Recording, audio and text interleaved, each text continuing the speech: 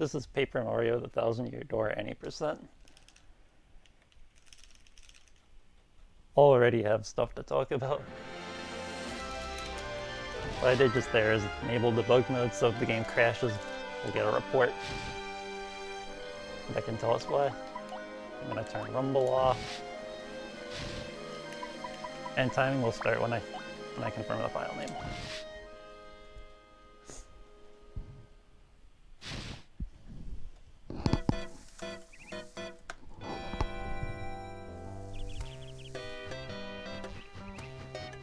One thing to note that I just did is I started the game with the memory card out and then put it back in after the curtain unfurled.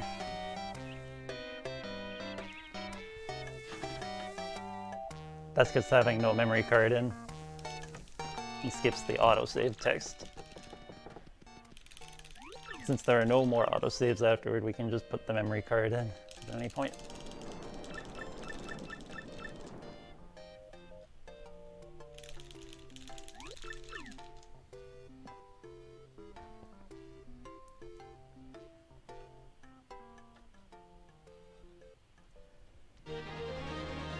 You'll notice I'm playing on the Japanese version of the game. An interesting note is that the US version is actually the fastest, but it has some issues that make it less fun to run. And I think make the Japanese version a better showcase.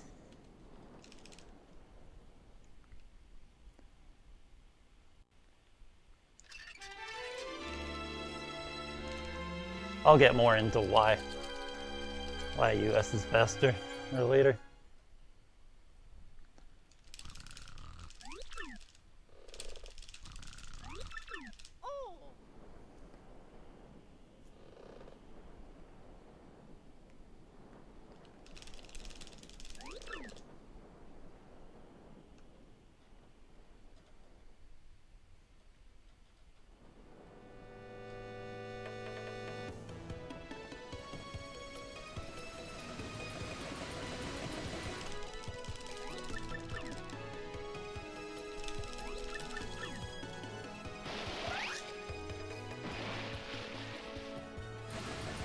Yeah, no, thanks for the good luck. Hopefully I can do fine with commentary.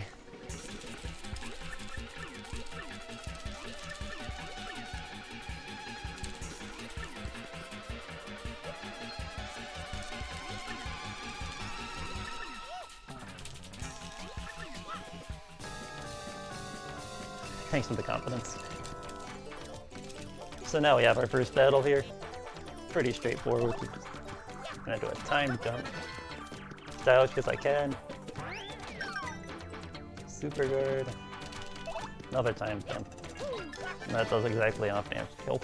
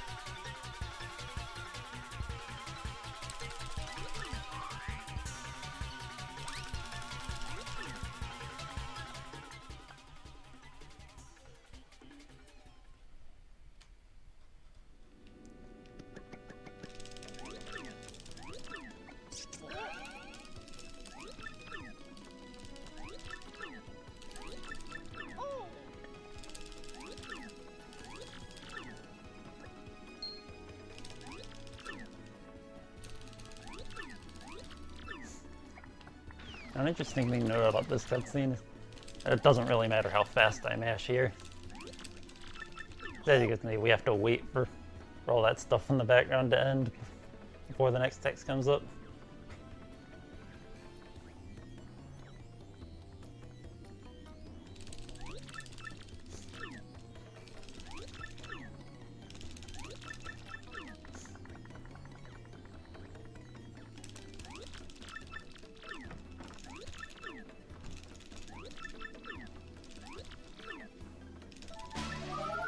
And now Goombella joins our party. Now one thing I'd like to note is that normally next we go over to Zesty and break the contact lens, and then order a new one in the shop. But with this route, we're actually going to want to activate that cutscene later, for reasons I'll get into. For now, we're just going to go to the shop and buy stuff to help us on our way.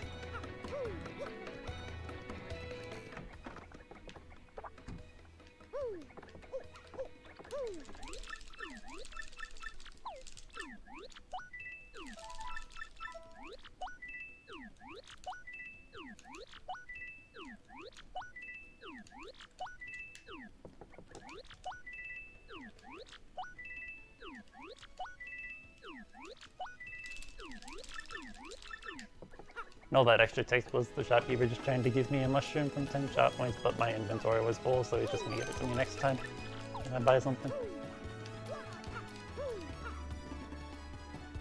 Hey Vinny, thanks for the host. How was your stream?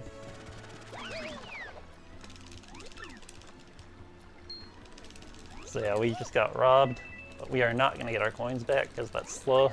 We don't need that money.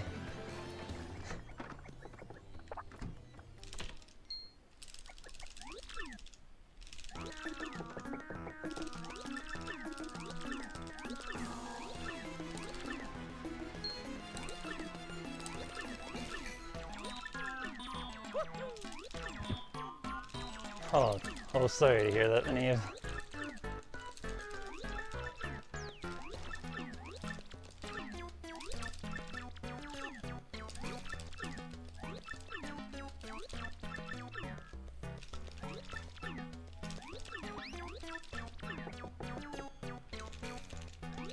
I believe you'll get it, Neve.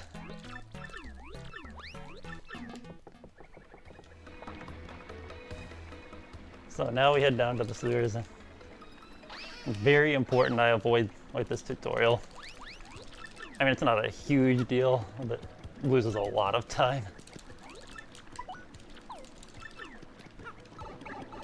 It's annoying because you have to menu up and press A for the first one.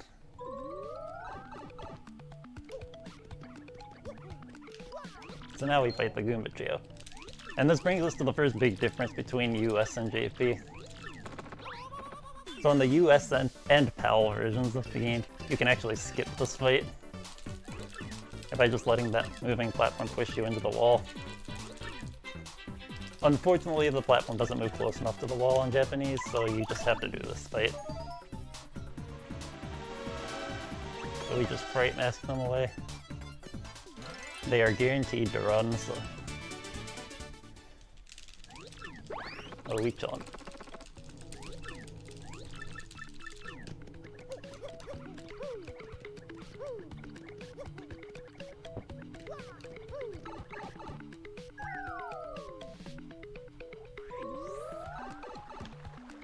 Okay, these Goombas can be tricky to dodge sometimes.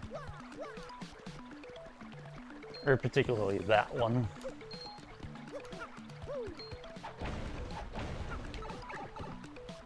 And for movement reasons later, it's faster to break both of those blocks.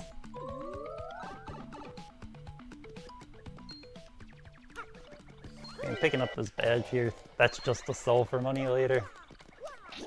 There'll be several other badges we pick up for the same reason.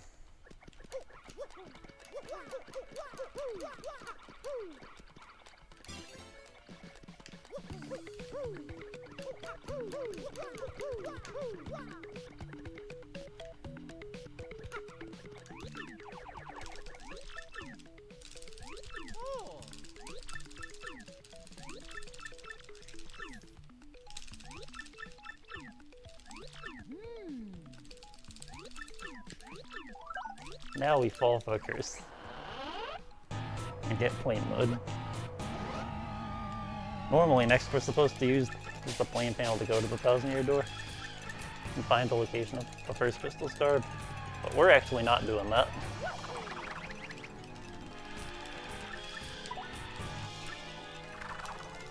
Instead we're just gonna walk right back up to the sewers and go to the room where we normally fight the blooper. We're gonna do a trick known as the hazard respawn glitch. So how it works is by jumping as soon as possible when you enter a room, you'll never set that you've touched the ground. So. And if you've never touched a hazard respawn point, when you enter the room and fall in the water, or you'll spawn in the center of the room, which in the blooper room just happens to be right next to the pipe. So we can just go straight to Petal Meadows. Nope, that second jump was bad. That first jump was bad, I think.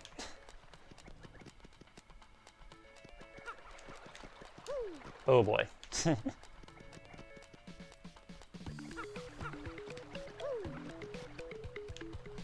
Okay, this is pretty terrible.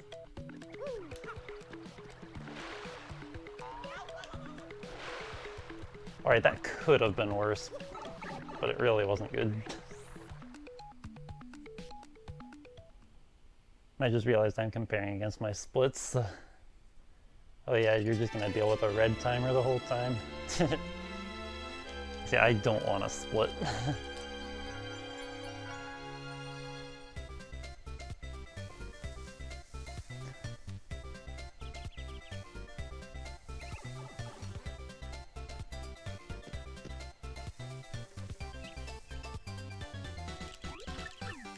Now I'm actually going to be saving here. The reason is because I'm going to be going for a trick. Like, and if I fail it too many times, I'll game over, so... But I'd like to show it off, so I'm going to take that safety measure.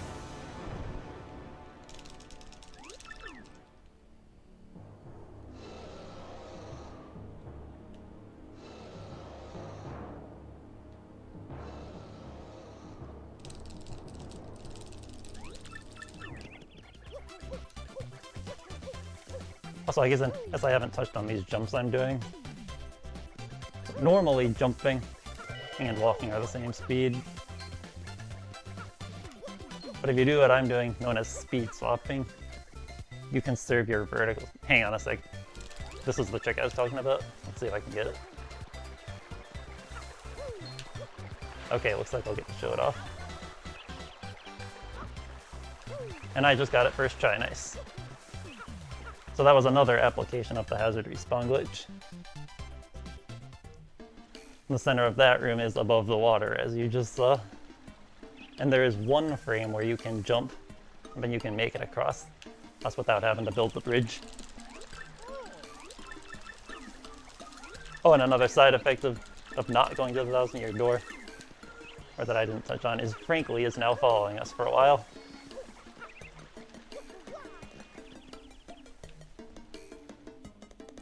But yeah, back to the speed swaps. So in this game, vertical speed is actually a little bit faster than horizontal speed.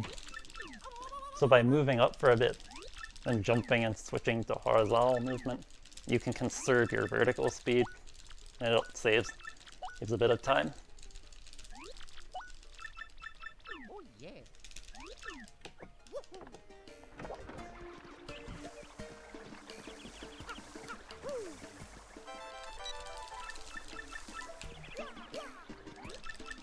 No, we just got an email. And that text just explained to us how to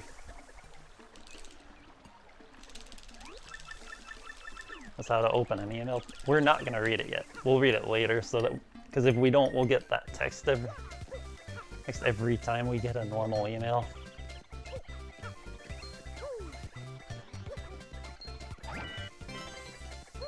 But it's faster to read the email later. See, so I just picked up a POW block there, which I will immediately use on this fight. There actually is a way to skip this fight and the next one, but it's not really RTA viable. It's only used in tests.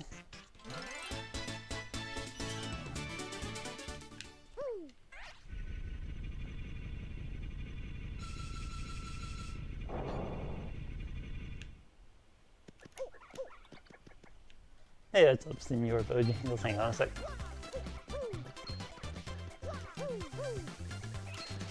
Another POW block.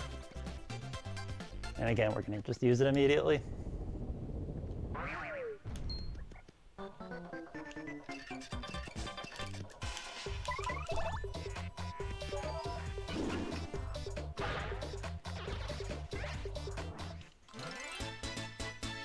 Oh yeah, nice. Glad I can provide commentary.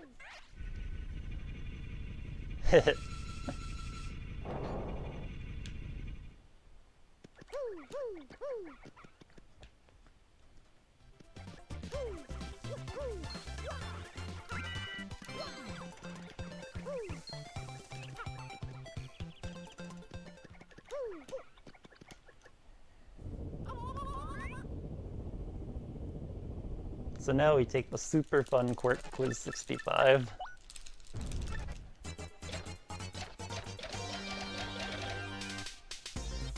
Like, even though this is in Japanese, the answers are the same every time, so it's not a problem. I do not need to learn Japanese for this.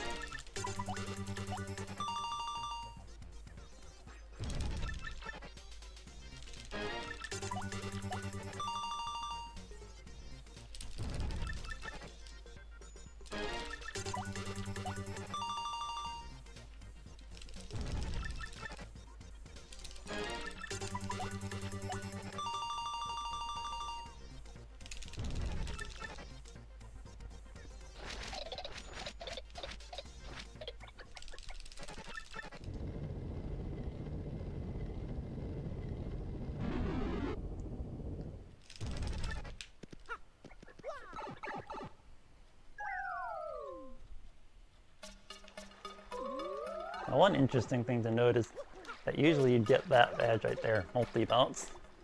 However, the route I'm using doesn't need it. The optimal route for Japanese gets it for money, funny enough. But I am using a slightly safer route that doesn't need it.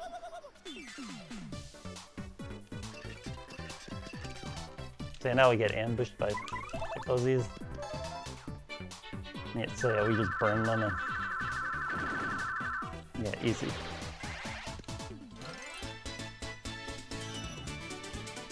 We're gonna do the same thing on the other side.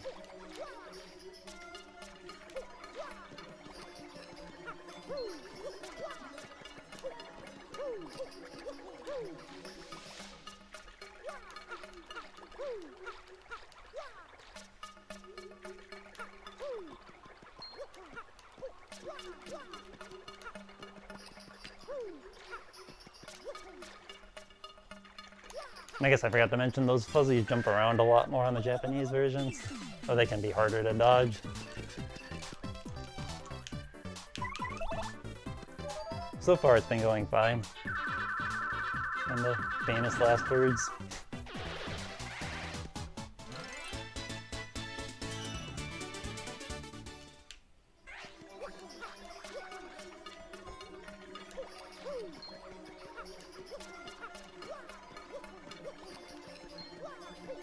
Okay, no fuzzy encounters. Very good.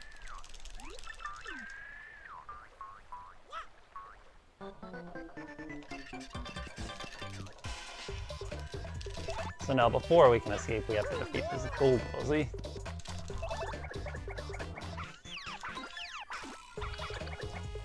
Pretty simple, we'll just jump and head bonk. Hopefully we super guard this. Don't have to worry about the horde though.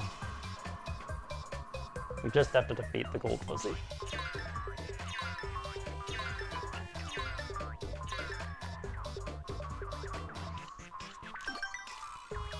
Just like that. Jump again and use one more fire flower, and that'll do it. Hey, what's up, Snowy? Thanks for the good luck.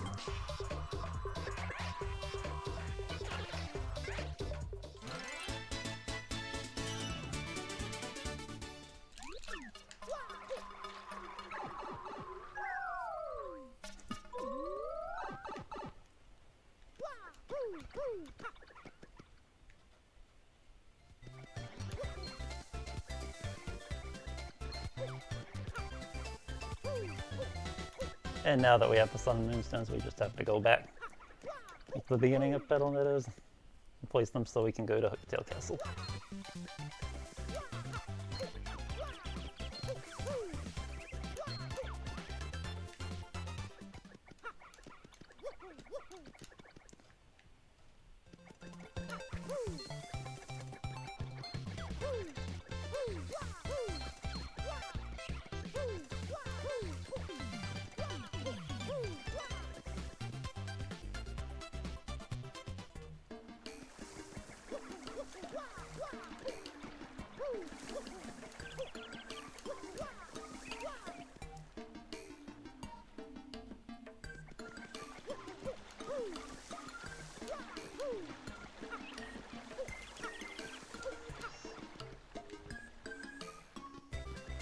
Before we can make it to the castle, though, we get stalked by Koops. Who wants to join us to avenge his father, who he thinks is dead.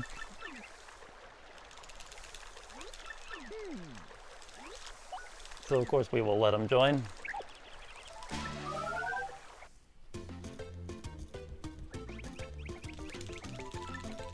He will be very useful later on.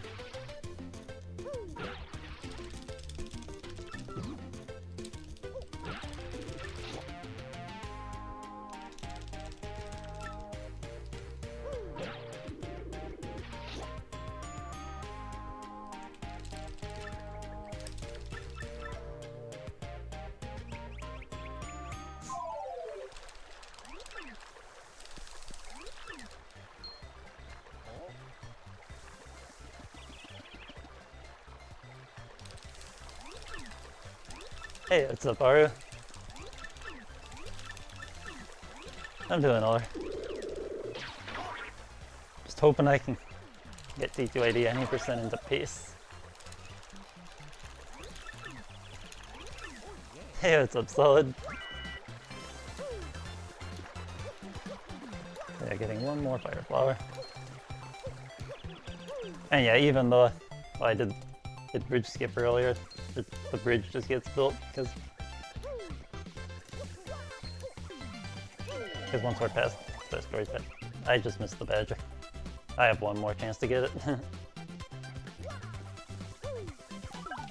Yeah, the bridge is supposed to be built already, so it is. Thanks to the good luck, Solid.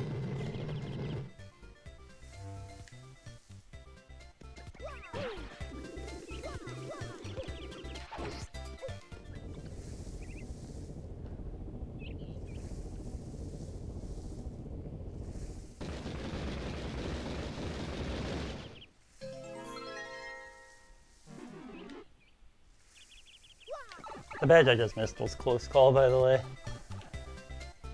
Which is just another badge to sell for money.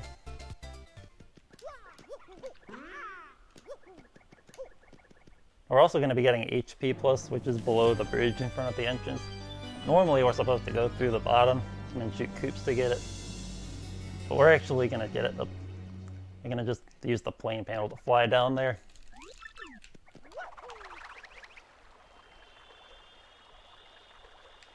Like that. And then falling in the water spawns us back at the plane panel.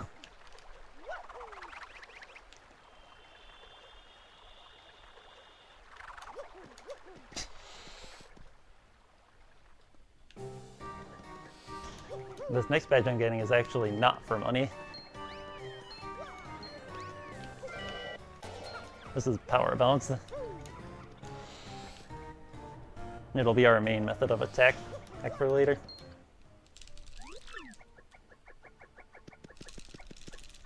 Or on bosses, at least. Now I see what Koops believes to be his dead father's bones, but they were grasping a letter, but we are not gonna read that because that's slow.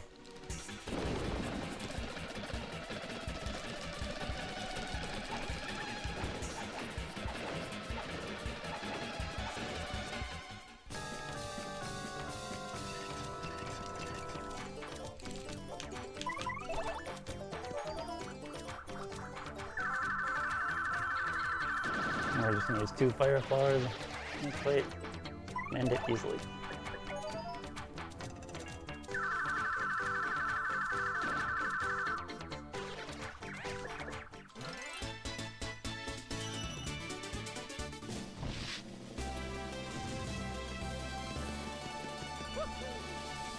Now we level up, and we're gonna upgrade FP.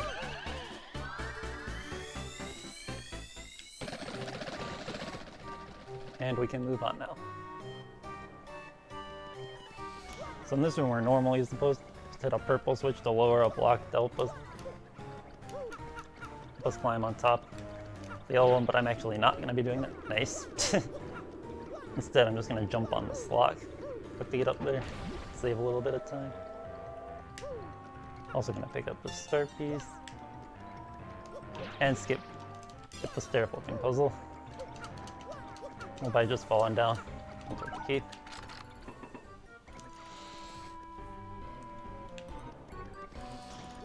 That star piece is the trade-in for a badge much later in the run.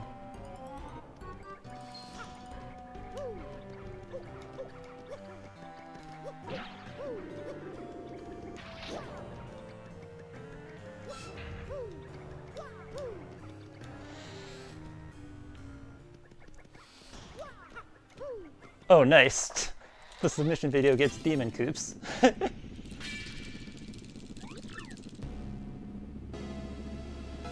So yeah, sometimes that can happen. Partners are a bit buggy on the Japanese version.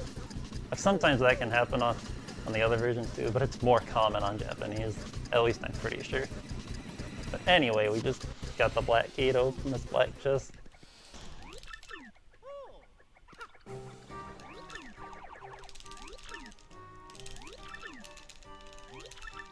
And this should look very familiar.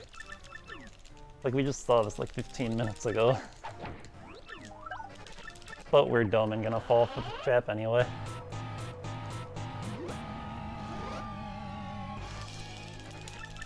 And believe it or not, this is the final black chest curse we're getting.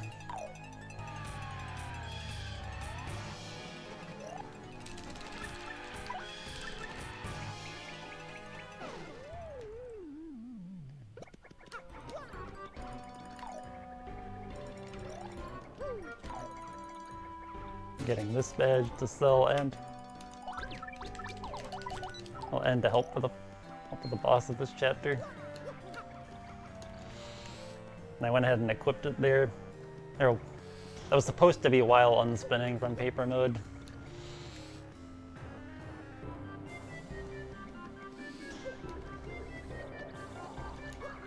Oh, you do solid? Yeah, I'd love to know how to replicate that.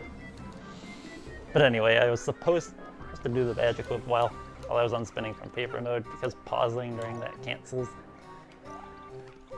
the animation.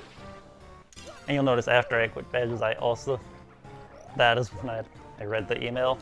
Because as I said before, if you don't read an email, you'll get the explanation text for every normal email you get.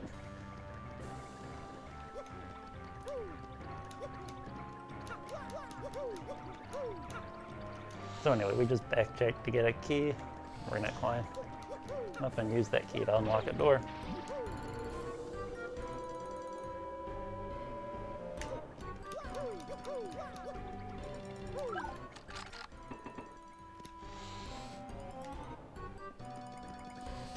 Okay, we're gonna hit the switch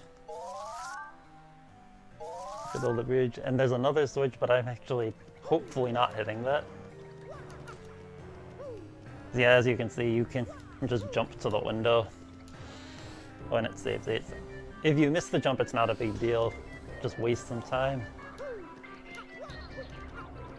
So you can clip out of balance, which will spawn you back up at the top, and would be faster than just climbing up. I missed the life shroom, great. Do I want to fall back down for it? I could go without it.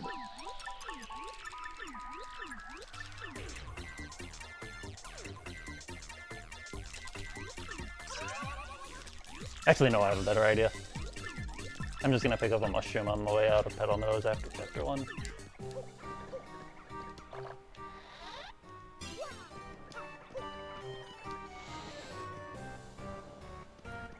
So anyway, there we just met Miss Mouse, and I think that's the only time we see her this one, unless I'm forgetting something.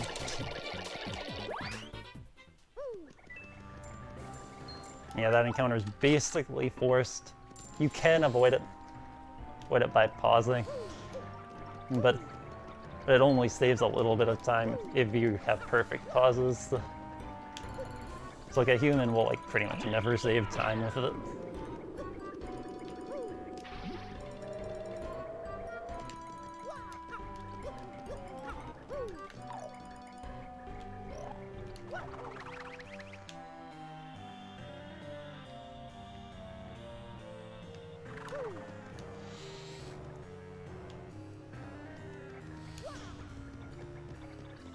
Now one final key to get, and we're on our way to kill.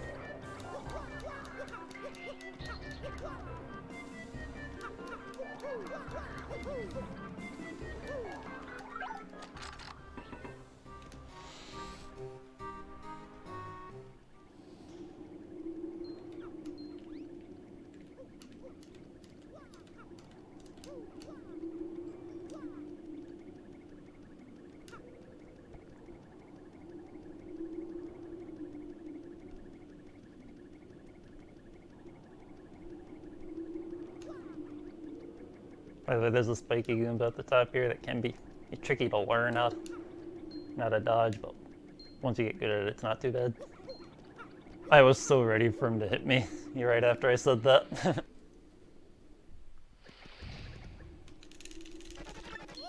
And now we fight the first chapter boss. We're just going to be spamming a bunch of power bounces and shell tosses.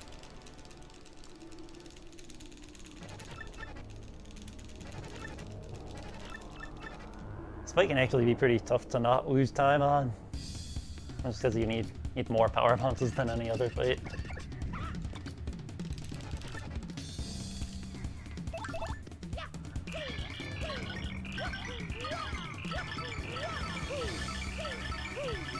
Okay, right there I got capped, so like I hit the action command right, but RNG prevented me from getting another bounce. If I get a 10, I can skip this next shell toss.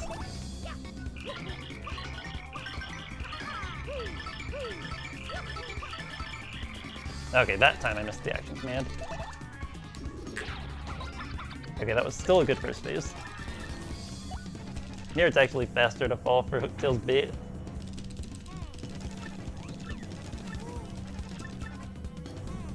Yeah, the damage you take doesn't matter because you get healed after the chapter anyway. That's another interesting note that's not super relevant for this category anymore, but is relevant for other categories. Hang on.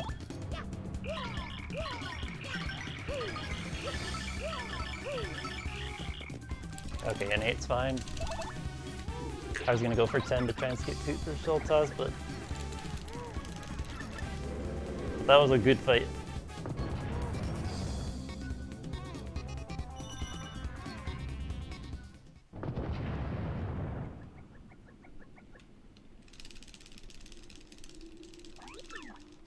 But oh yeah, so the difference between Japanese and US and PAL versions is on the US and PAL versions you'll automatically heal after every chapter except chapter 8. While on the Japanese version, chapter 1 is the only chapter that heals you. That difference makes Japanese better for other categories because you get to keep peril. Oh yeah.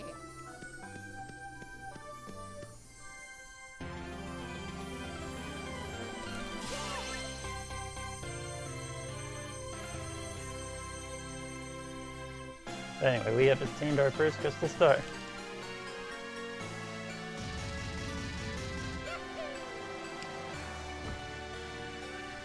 Yeah, chapter 8 doesn't heal you in either version of the Nave. At least I'm pretty sure. So like, yeah, when you start post-game, you'll just be at whatever stats you were at the end of the Shadow Queen fight.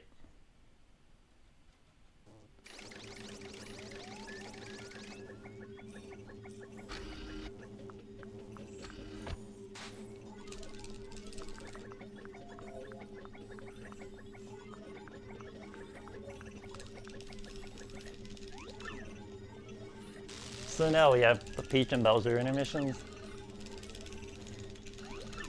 Like at this point, these are probably the draggiest parts of any percent right now.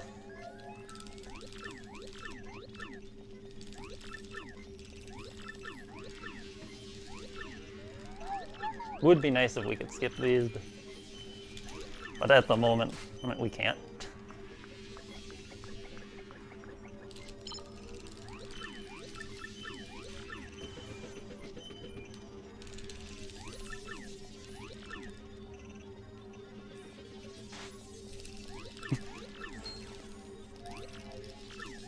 Pretty nice point beneath.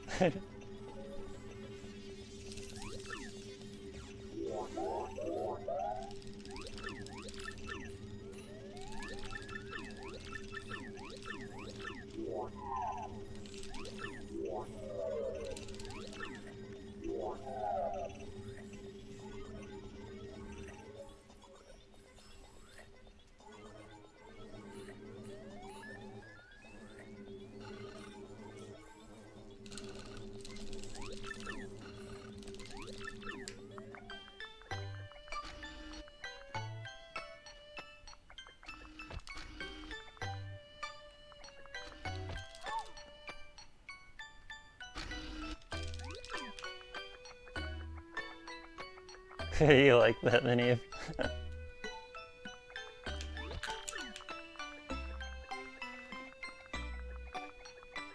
But yeah, not really a whole lot to talk about here.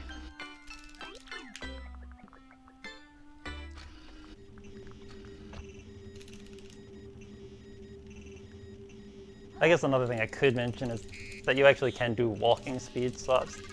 That's with Peach and Bowser. It saves a little bit of time, but it's harder to like actually get the full time save because you can't conserve your speed with jumps.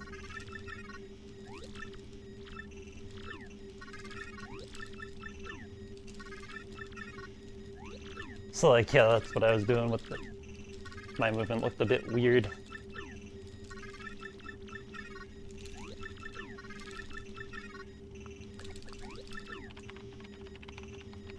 I'm going to be doing the same thing with Bowser.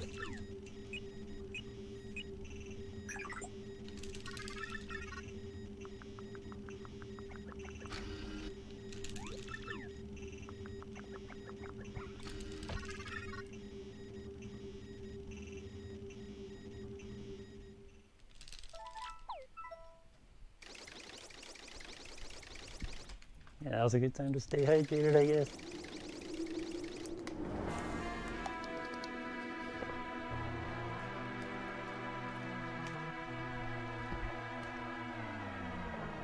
Oh yeah, it was a bit before I have to mash again.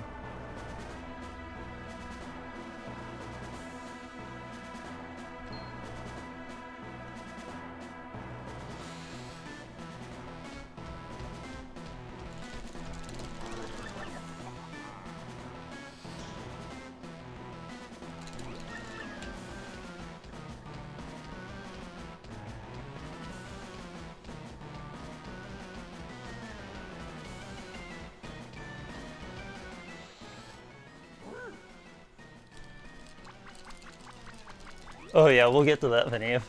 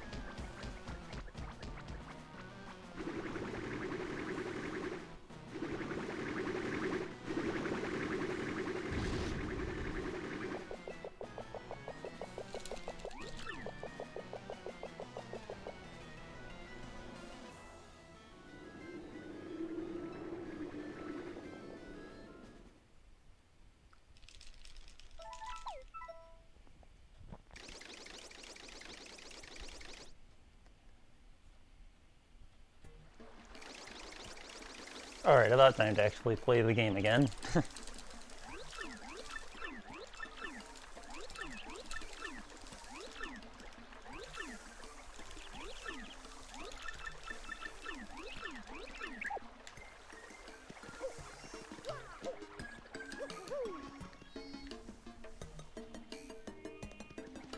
They're just going to be picking up a couple more badges to sell all for money. One of which I was supposed to get earlier, but it went the wrong way. Or the second time it went the right way, but the Goomba was being annoying, so I didn't want to take any chances with it.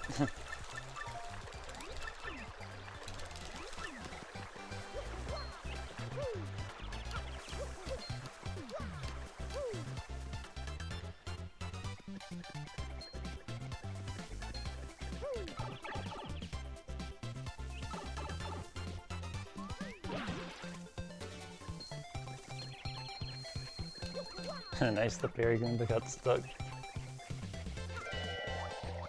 Okay, I need that now.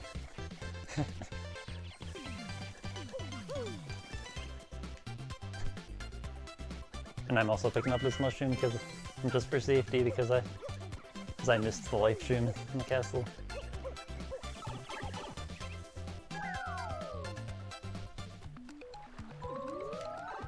Yeah, that's pretty great.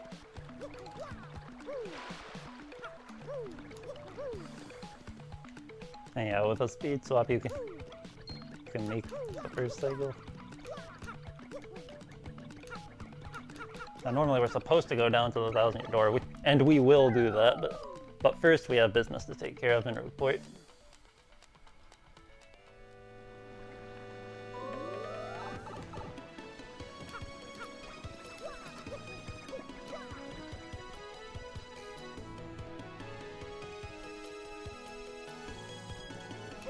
We're gonna go up to the badge shop and sell those badges now.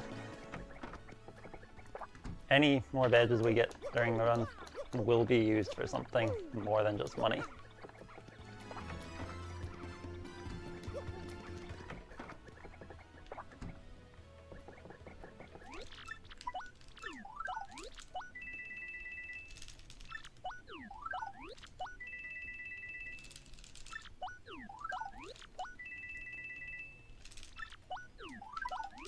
And after this, I'm going to be setting up a trick which I can hopefully get.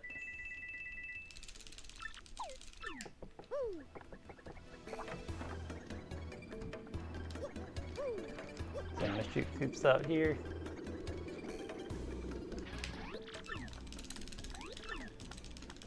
So yeah, I just used coops and walked into the Zesty. And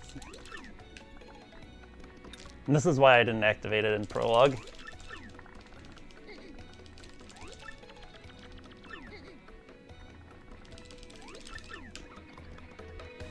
Yeah, I don't know if I got up a chick right, but we'll see later. But for now, I'm just gonna order the contact lens.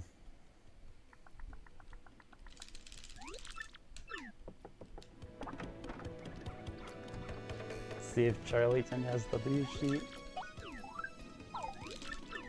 Great, one category that doesn't get Mega Rush. He gives it to me first try.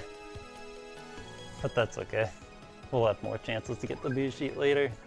And even if he doesn't give it to me, it's not a huge deal.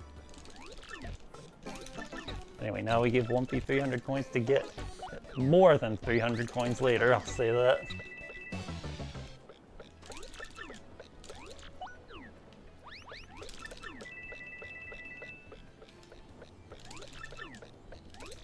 Okay, now this whole time you might have noticed I haven't been jumping. That's because of the trick I hopefully set up with Zesty, and we're just about to find out if I got it. So let's see. And I didn't get it, okay. That's fine.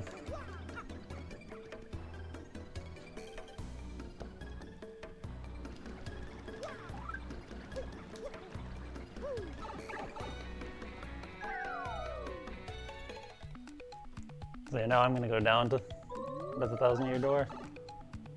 So at this point, it actually would have been faster to go down to the 1,000-year door first, I'll explain why I went up first, just later.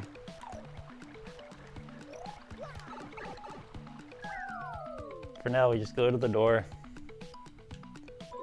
and we're gonna get a long cutscene. So perfect time to stay hydrated. Or like get a snack or whatever.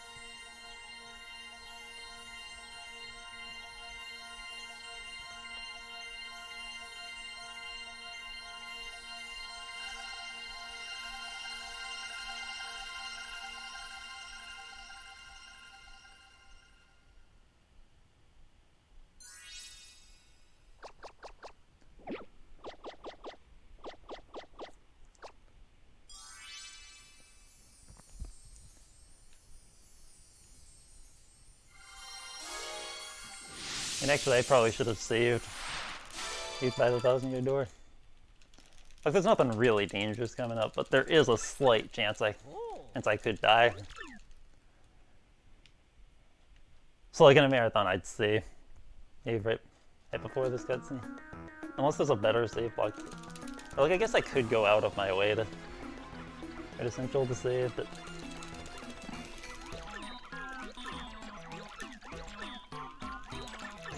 So you know what, saving's probably not really necessary here. Famous last words. Okay, anyway, I'm gonna do a trick known as spin delay right here.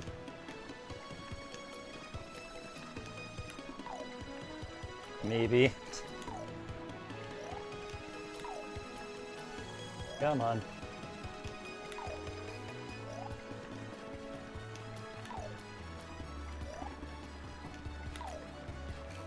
Why can't I do this?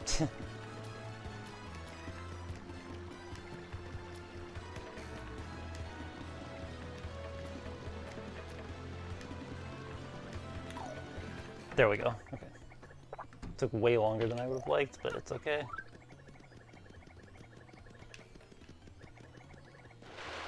Okay, that's not where I...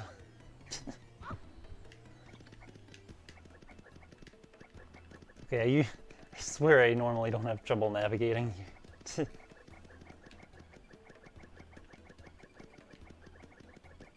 Okay, the whole reason for that was to get doubled it.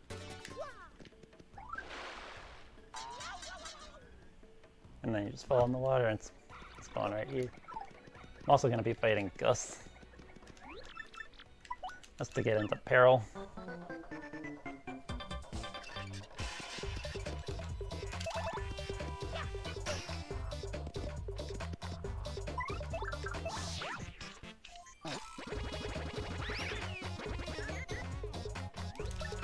There's a little bit of luck here.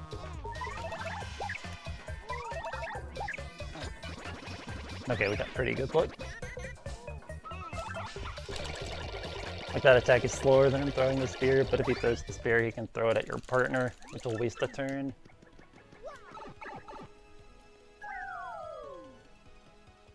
Yeah, okay, we're fine. So now I'm actually going to be saving the game. And normally I'd reset the console here, but because I failed the ZST, I think here's my backup. I'm going to be doing a similar thing with the Punio cutscene.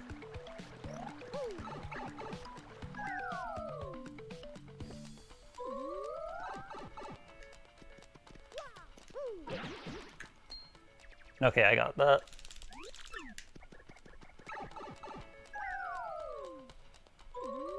Actually, since I don't have a life stream, it might have been faster. If I could have let a Spinia first strike me.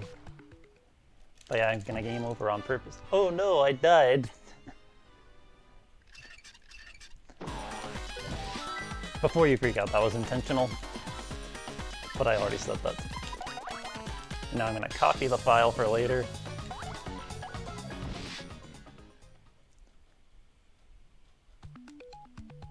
Sorry, Vinny.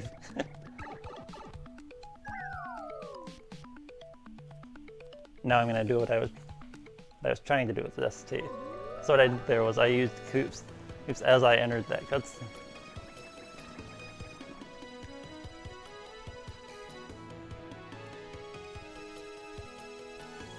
No, I guess this gives me another check at Charlieton. Let's see if it gives me the boot sheet now. Still no, okay.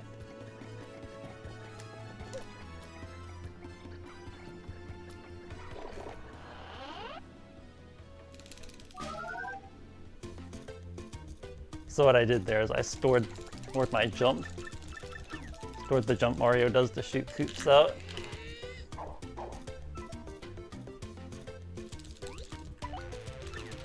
And that lets me get to the Ultra Hammer chest really.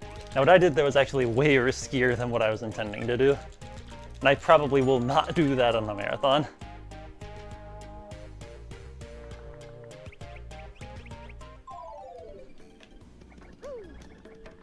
And I guess I never really explained the whole deal with the super jump, if I just did. So yeah, that jump got stored, so whenever I walk up a step and hold A, I'll levitate. Wait until I either release A or hit a ceiling. Also, I'm going to show off this thing called the sort glitch, if I can. Come on. There it is. I should have entered paper mode right there, but...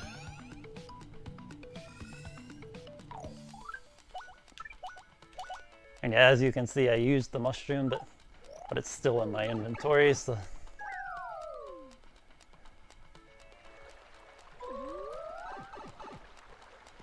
So that glitch basically lets you get infinite use of healing items.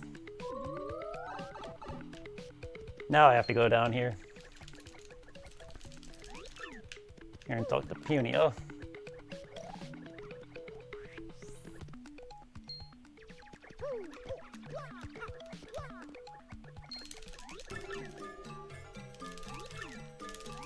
So he thinks we want to eat him, but we are not doing that.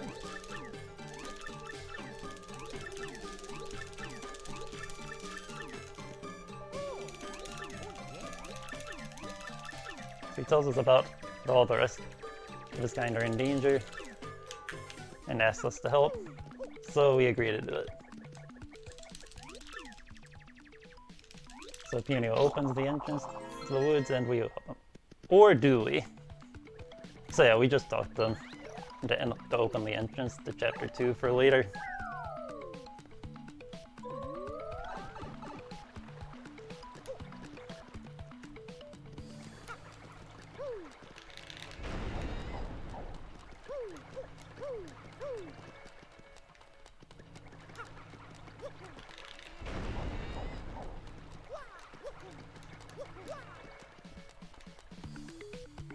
So now we're going through the west side of the sewers.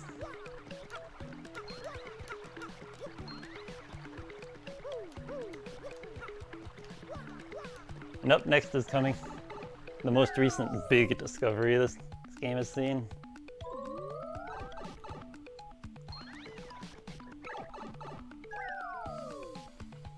And I guess for Vinny, this is where I have to say, this is the reason Flurry is dead. But first I'm gonna get the star piece down here.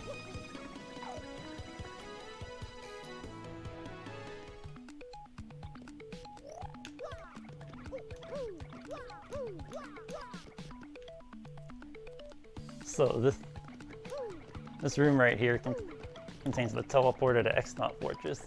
It's locked from the inside apparently, but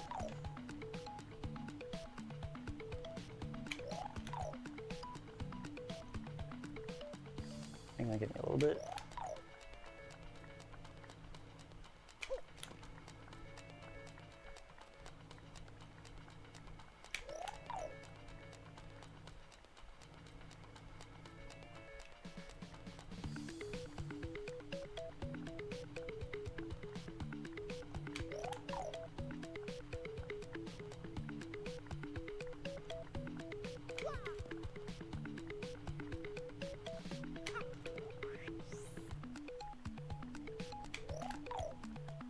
trick's kind of hard, and I'm a bit worried about it.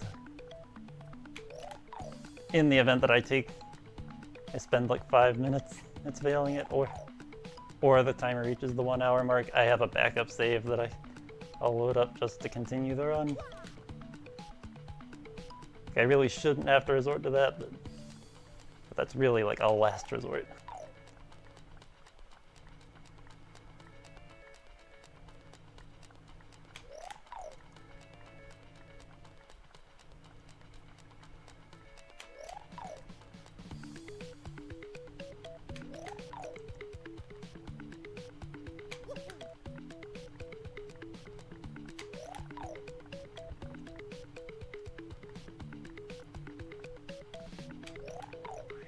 Yeah, this trick requires holding a very specific angle and doing what's called an unspin jump, like right as you cross the gap.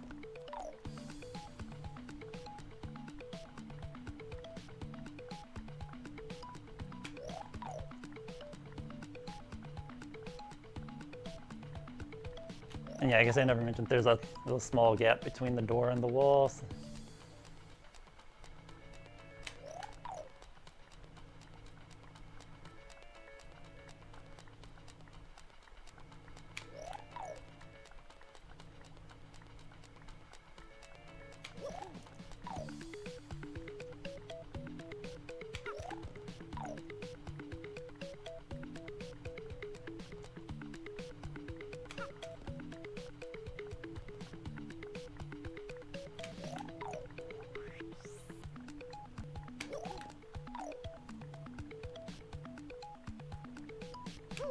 There it is, okay.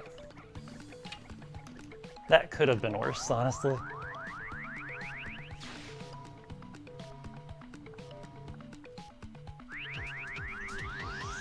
So now we are in chapter 7.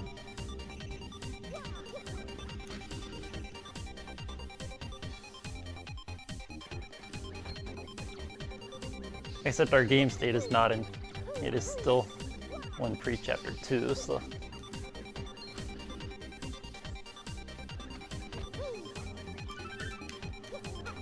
But by reading that red note, our sequence is now, our story sequence is now set to the middle of chapter 7.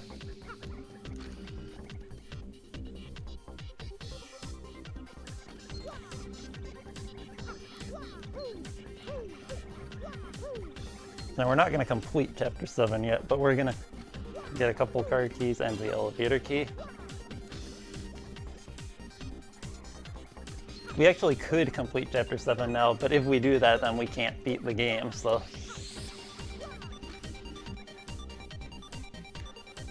So we very much do not want to complete chapter 7 right now.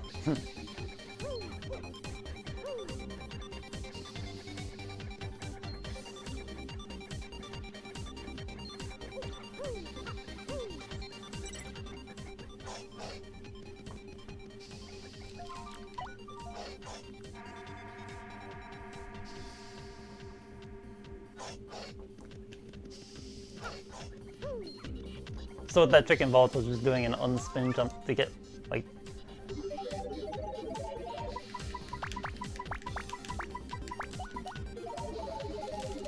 I don't know if I'd really be able to explain it that well, but... Yeah, you basically get just enough speed to squeeze through that gap. Let me get into the teleporter room. So anyway, another quiz. And just like the one in chapter 1, the answers are the same every time. So. The answers are different from the ones in chapter 1. But like every time you play the game, this quiz's answers will be the same. Also, the password I entered to get in here is the same every time.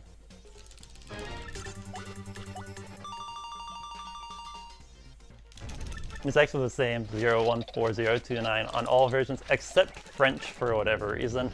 On the French version of the game, the password is excuse. Just a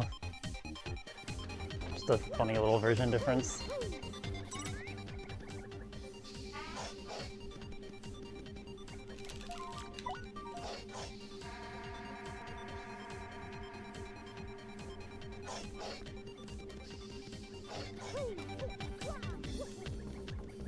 Now we're just gonna get one more card key and we're out of here.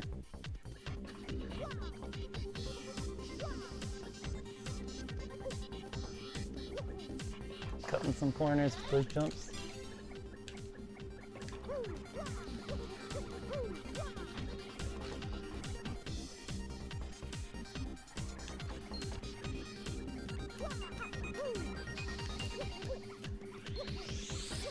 And back to road before we go.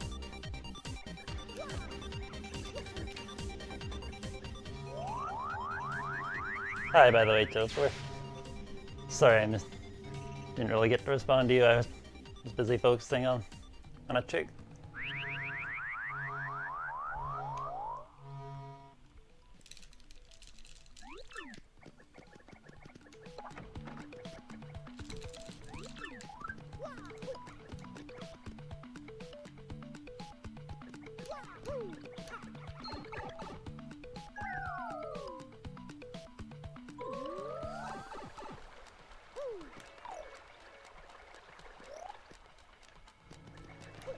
So now we have to take a trip to Boggly Woods.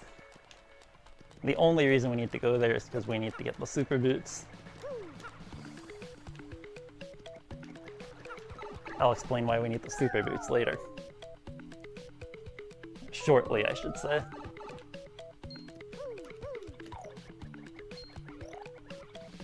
And this is the entire reason we needed to talk to Punio earlier. Because if I didn't talk to him, the entrance would be closed. And we wouldn't be able to get here.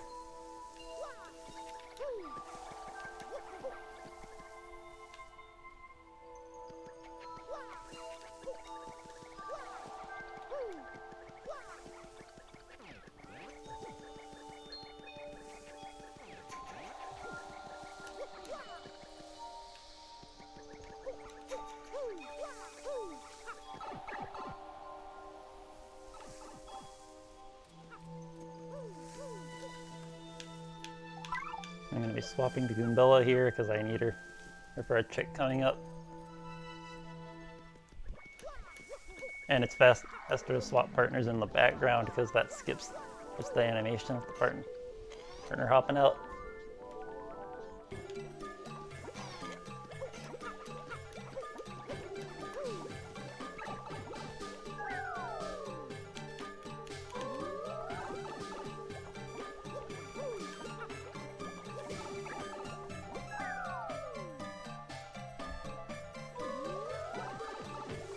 I'm gonna go ahead and put the switch to open this door now.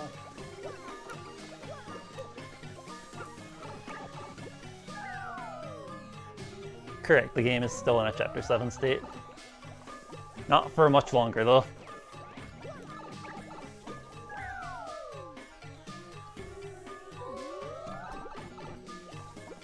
Okay, so even though we're in a post-Chapter 2 state, the Jabby Hive is still there. But by doing a trick called Goombella buffering, we can get past this loading zone.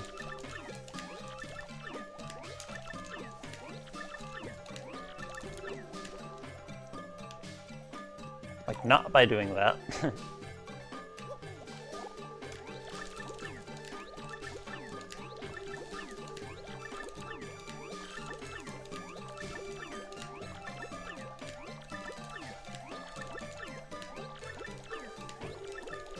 Okay, I passed it.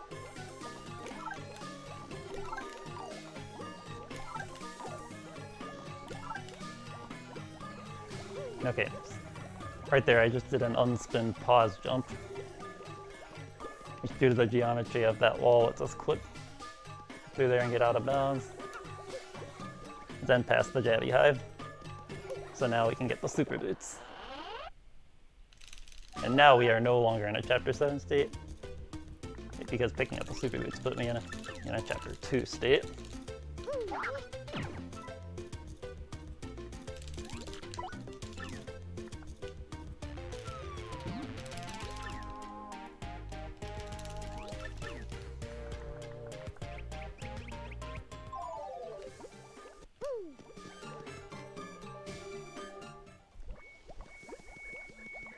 So that was pretty much all we needed to come to Chapter 2 for.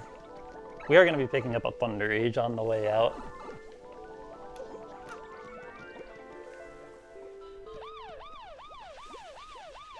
But yeah, we pretty much finished all our business here.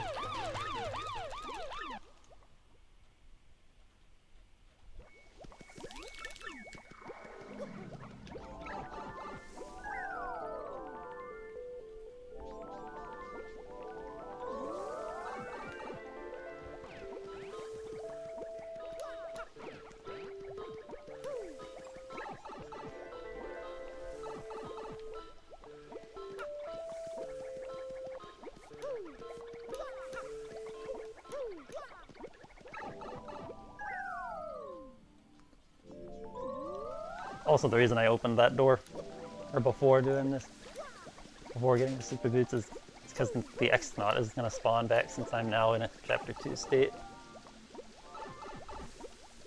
And he can sometimes be really annoying if you're trying to press the button and open the door at the same time, so.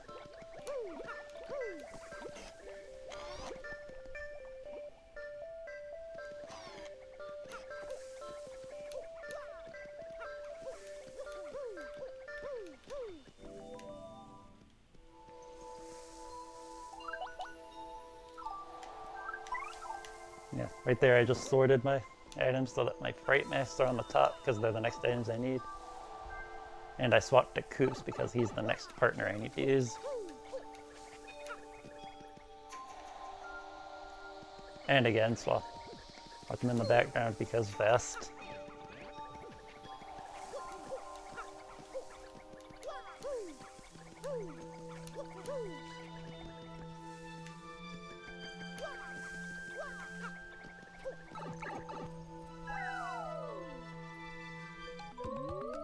So our next destination, believe it or not, is actually Postulate Heights. The reason we got the super boots is so that we could hit the switch to open the blue pipe there.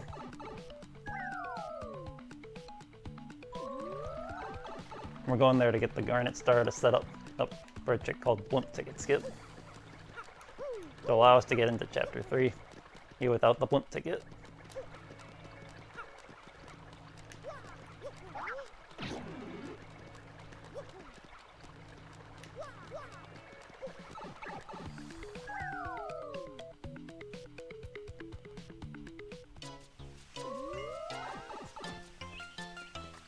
So this actually brings us to like the biggest reason that US is the fastest version. Remember how I copied that file earlier? This is where we're going to be using that. We're going to be using the Punio cutscene to get jump storage again.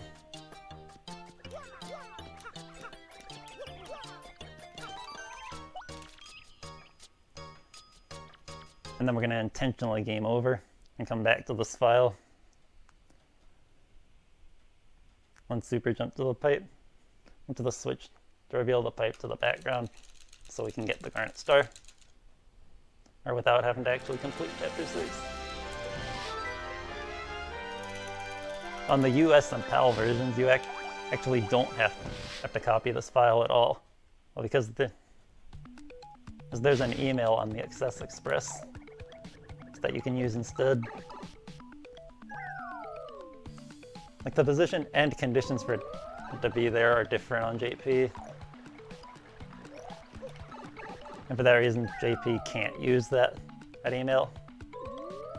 So JP has to just copy the file. Okay, nice, I got that really fast.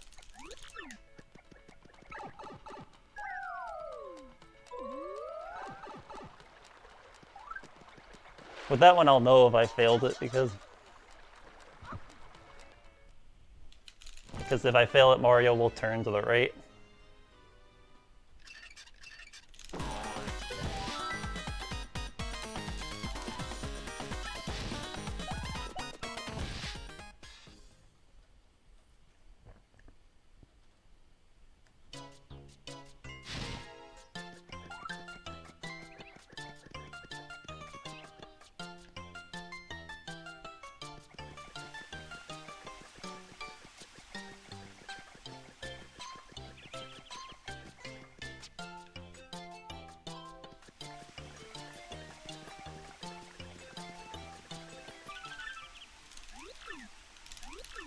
I guess I should also mention something since I didn't before. With the ZST cutscene, I needed Koops to be off-screen to get jump storage for it. However, the Punio cutscene is different. It's one special case where you don't need Koops off-screen, so well, that one's quite a bit easier. Most cutscenes aren't so friendly.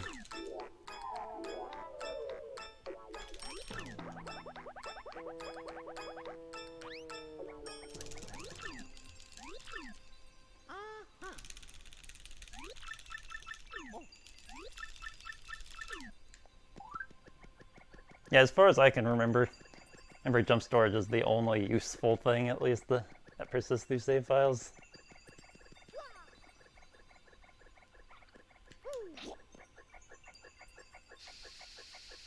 And just like that, we can go get the Garnet Star.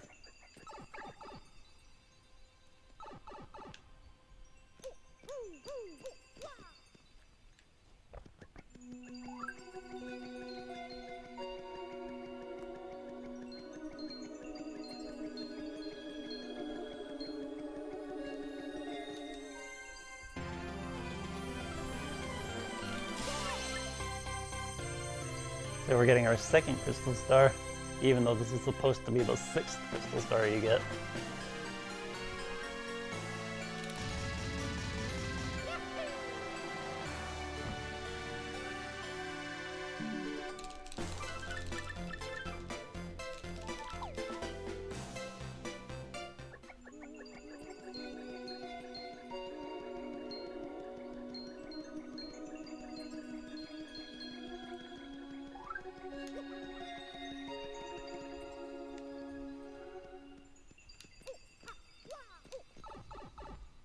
Yo, Jelly Good Pirate. Yeah, I'm not using splits right now, because this is just a commentated run. I'm going to submit at the pace.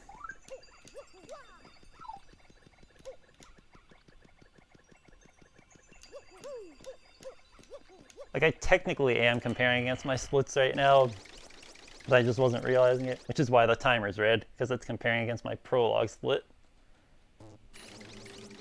So, like, I'm an hour behind. And according to my splits. I'm not actually an hour behind my PB. I'm like a few minutes behind, I think. But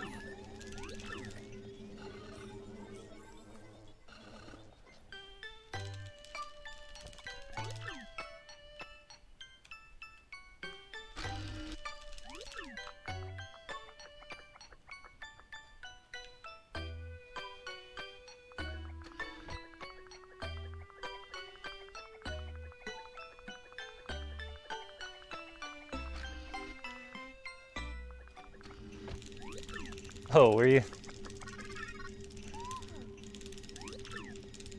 Yeah, this game has come a long way since then.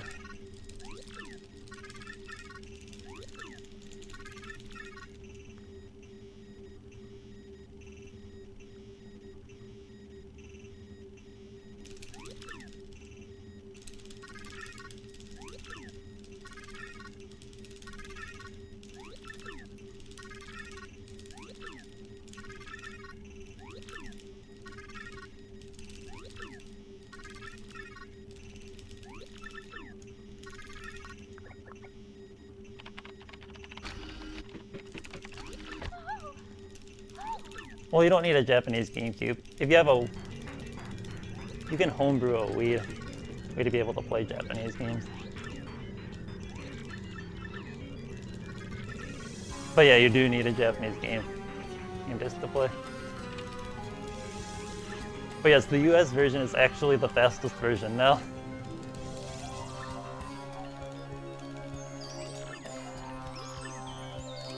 But it's at the cost of being a bit dumb.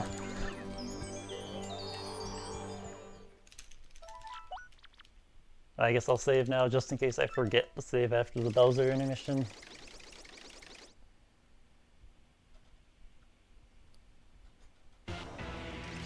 It's not faster by very much, but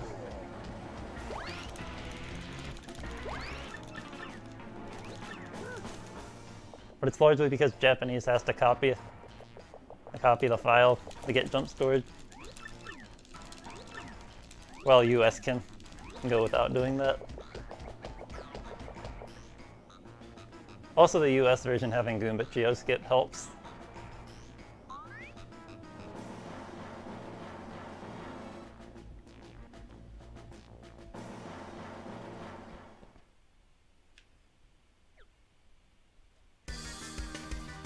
Oh, and I should note that the any percent record is on Japanese.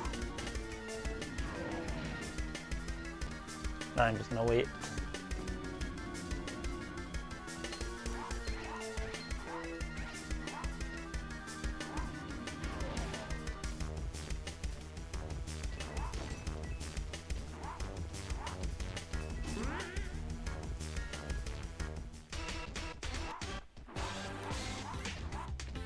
It's more that no one's really put in the time to get a good US time.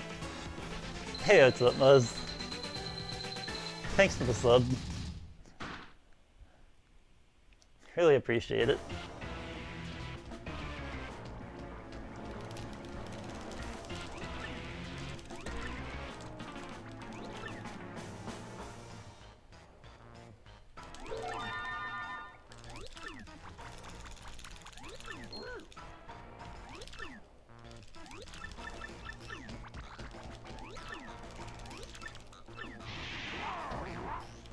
It's really been 3 months already, hasn't it, Muzz?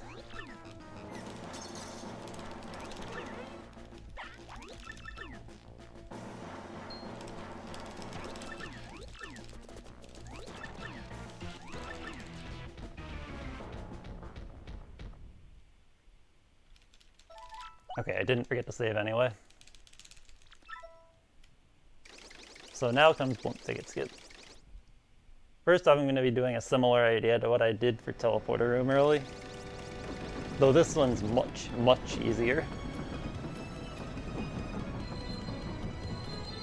And then after that, I'm doing a similar idea to what I was trying to do for ZST. By getting into a somewhat precise position.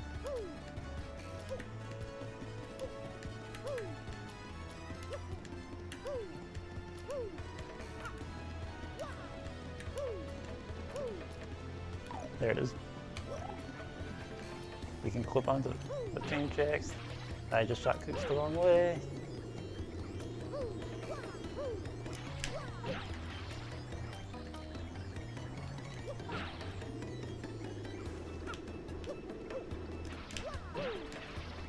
Okay, I'm supposed to be triggering with Peach email.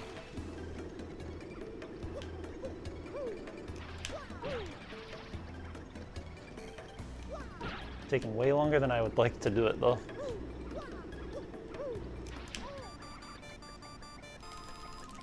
Okay, I'm pretty sure I failed that.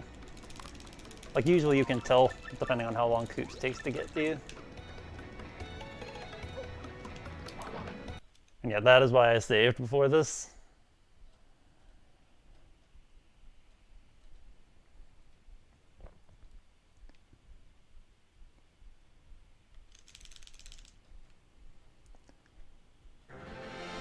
Yeah, this trick can occasionally take a few tries, but really isn't too bad.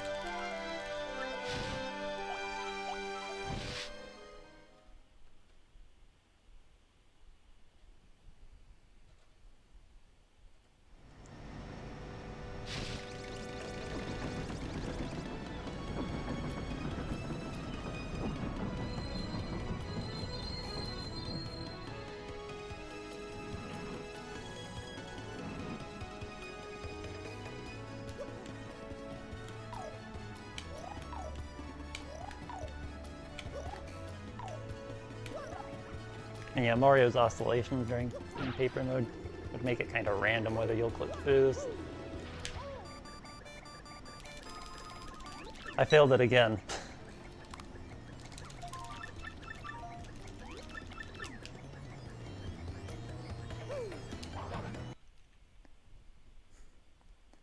Okay, this is probably like the worst you could expect. Like it should not be going this badly, but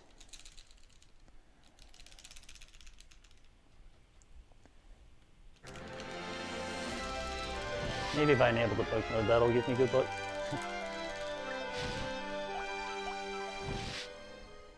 Kind of been forgetting to do that at the last few title screens.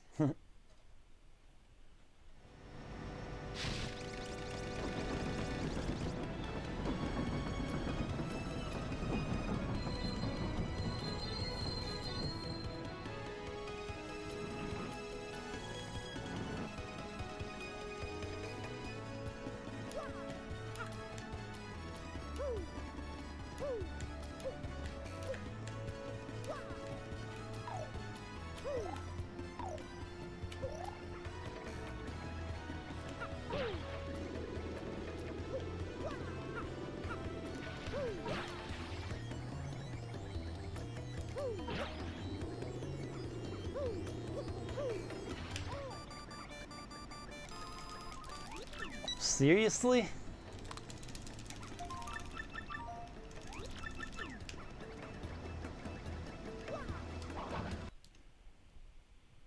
Okay, this is really bad.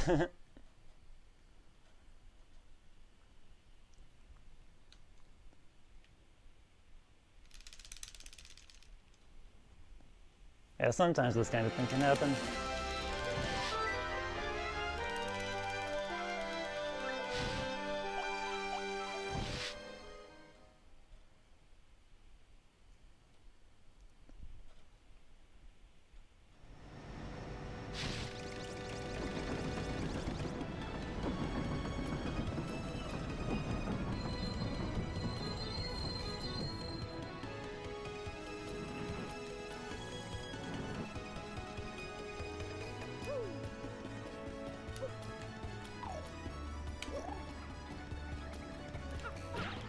No.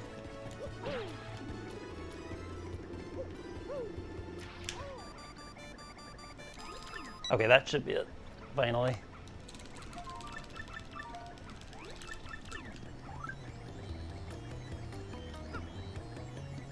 There we go.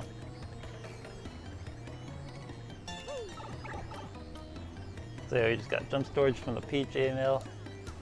Picked up another star piece just for later. And we're off to chapter 3. Took way longer than I would have liked, but it's okay. That's like just about the worst you could expect.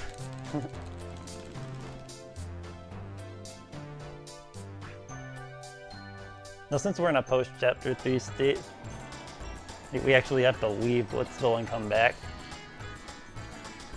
Because the first time you're in Glitzville after completing chapter 3, the guards won't let you in. The guards won't let you backstage, so wait until you come back.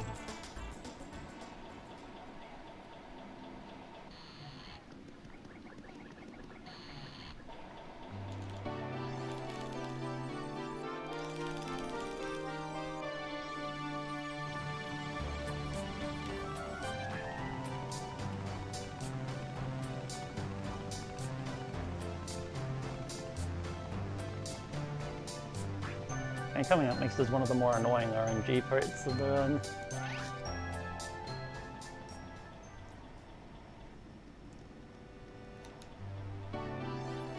And that is Minor League. So there's a list of conditions you can get for each fight, and you have to follow them. Some of them are good, like finish the fight before, or you take 20 HP of damage. And finish in the first 5 turns. Some are not the greatest, but not too bad. Like usually appeal 3 times.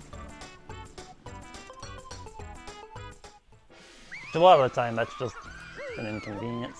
And then others are just awful, like don't attack for the first 3 turns.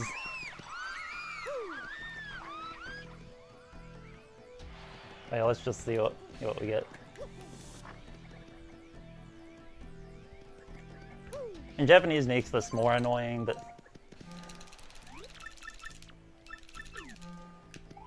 we have our cues to know what the conditions are.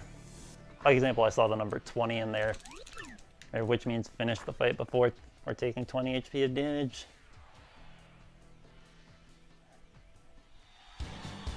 So that's a good start.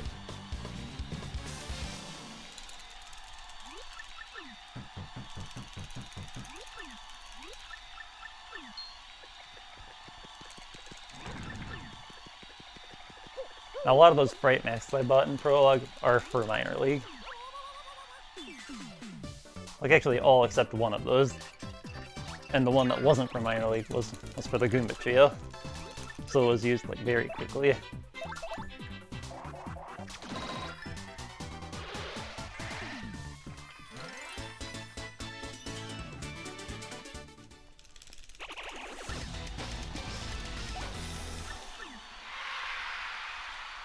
Now, with many routes, experience actually is a big concern.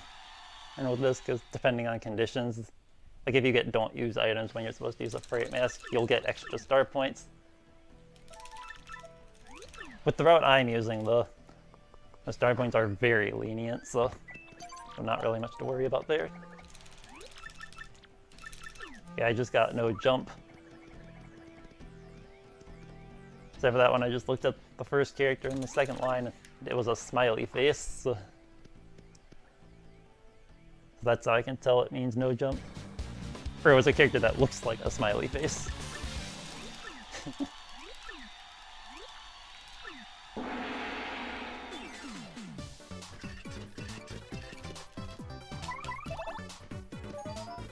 I should have had Koops use that just in case one of them fails. Yeah, like that. Not a big deal though.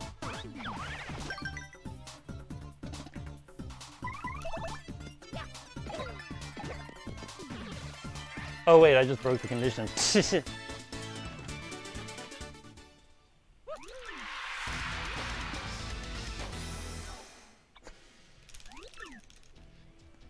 So now you get to see what happens if you break a condition.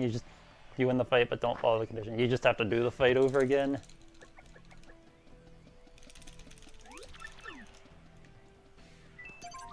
So that was just me not thinking. Okay, at least I got a good second condition.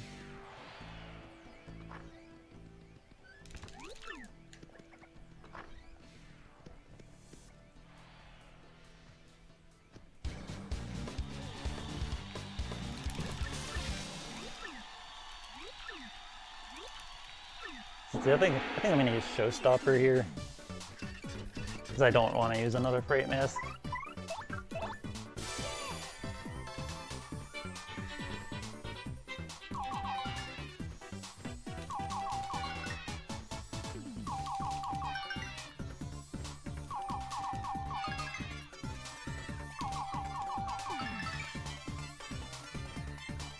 And yeah, this has a 95% chance to work on each one.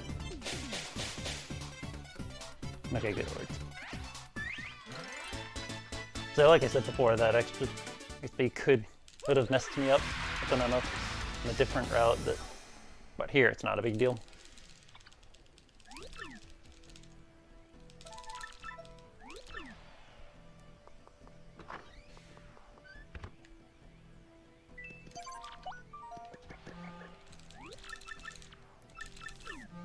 And here's where we get into the bad. Like, I can't attack for the first 3 turns. So there are 2 conditions with the number 3 in them. One of them is don't attack for the first 3 turns. The other is appeal 3 times. Appeal 3 times has like a character that looks like a square after the 3. The character after the 3 in this one did not look like a square. So I know this one is don't attack for the first. I'm appealing just to restore star power in case I get use at least one special move. And that Mr. Soften is actually really scary. Never mind, no it's not.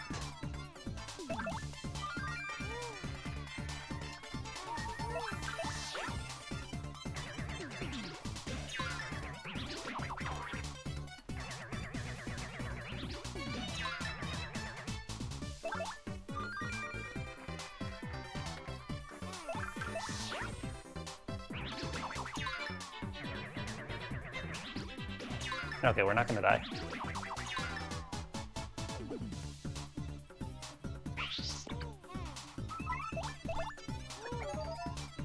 Okay, that was 3 turns, right?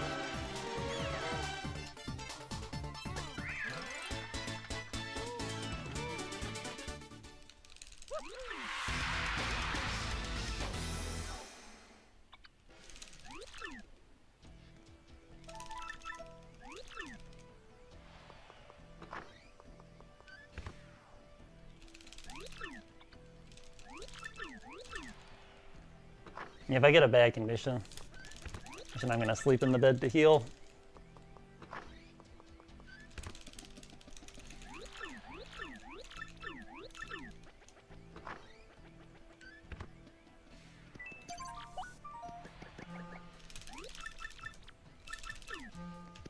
Okay, so the first character in the second row looked like a volcano.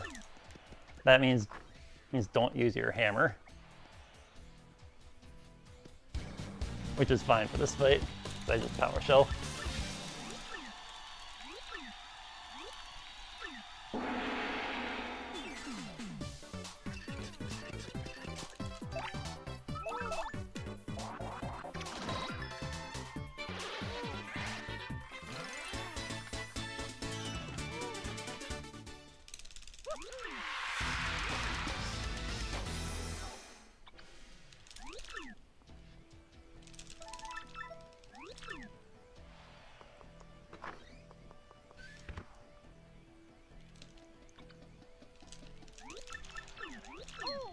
Yeah, that is pretty funny, isn't it? Oh yeah, good hydration time.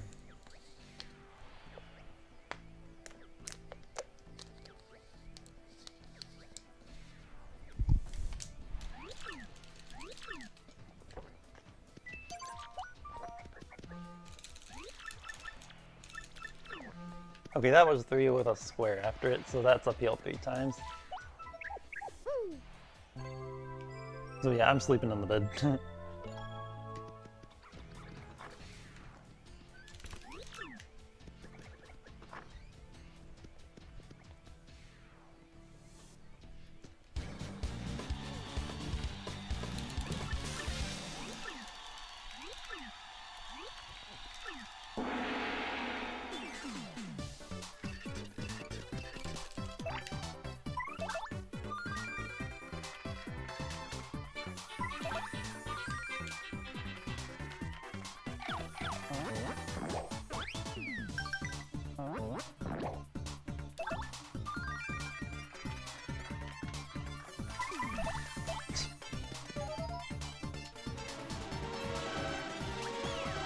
Okay, sometimes the Lucky 2 won't run, and it's really annoying, but...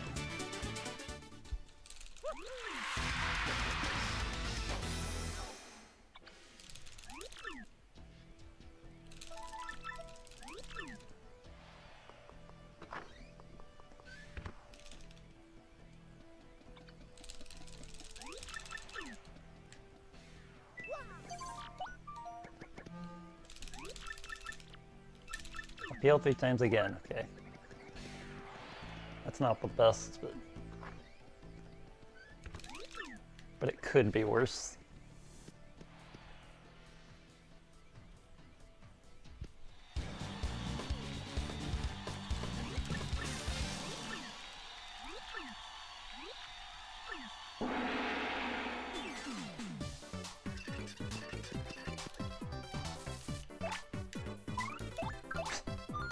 Oh, slow.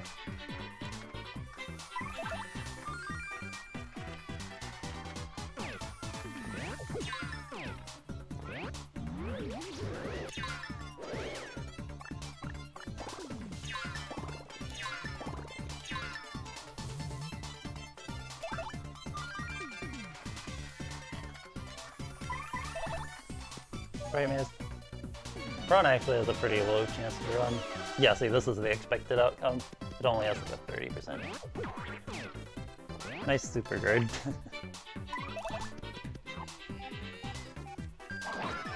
If I had super guarded that, I could have just failed that hammer. So.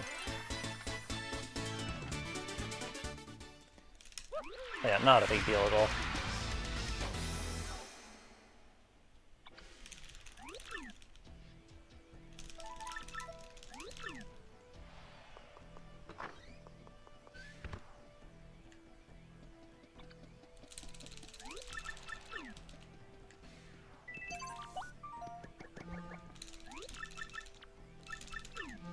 Wow, the game really wants to give me a PL 3 times, huh?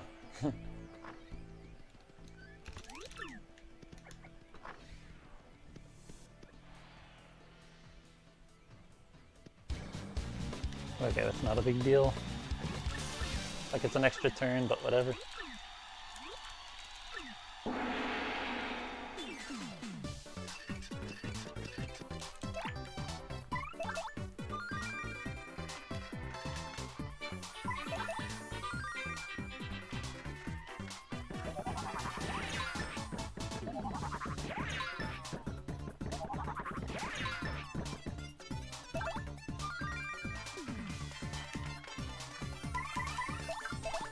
Okay, that was the long way around.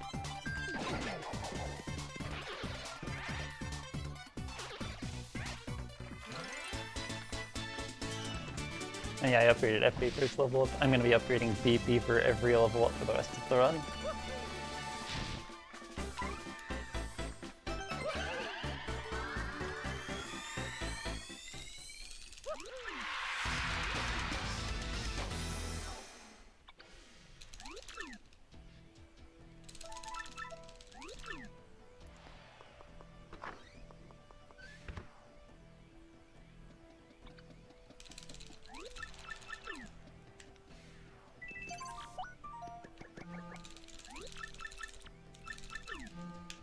Okay, now we're getting good conditions again.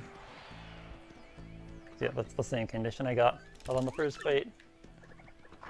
Which is, it's win before taking 20 HP of damage. So I guess if you lose the fight, it doesn't break the condition. At least I don't think it does. So it's really just finish the fight. Now I'm gonna fire flower.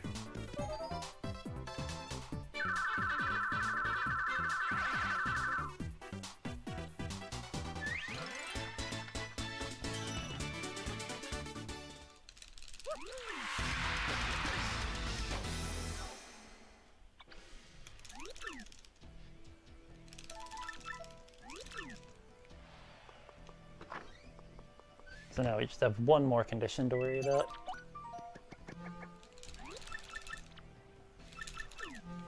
Okay, I'm pretty sure that one is don't swap partners.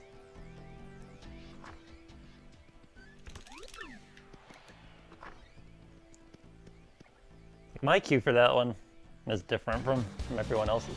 I don't know what everyone else's is, but mine is just the one that doesn't look like any other. As weird as it sounds, that just works for me.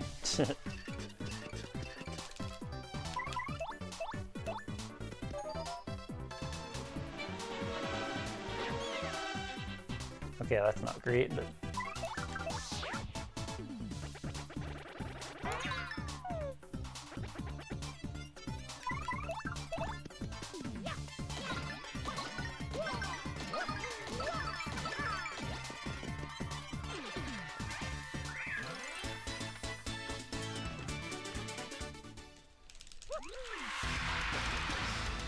And with that, we're done with conditions. Unless I somehow broke that last one without realizing.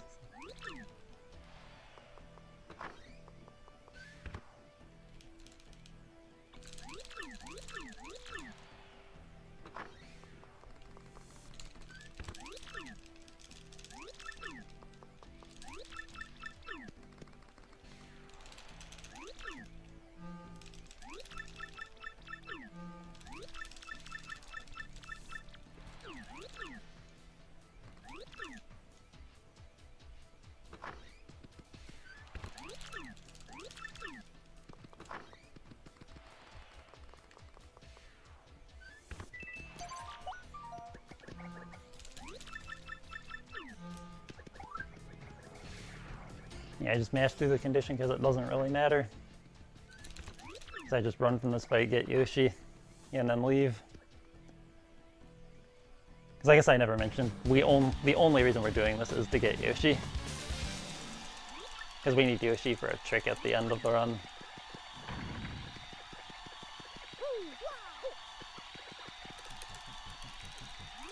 So even though I mashed through that, I was able to tell what the condition was. The condition was don't use special moves. Hey, what's up, gamer? Yeah, it has been a while.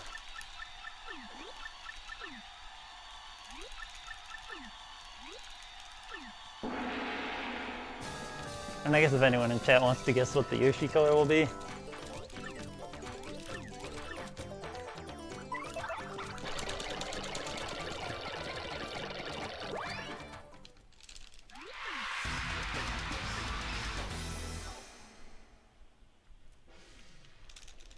Hey, you're thinking green?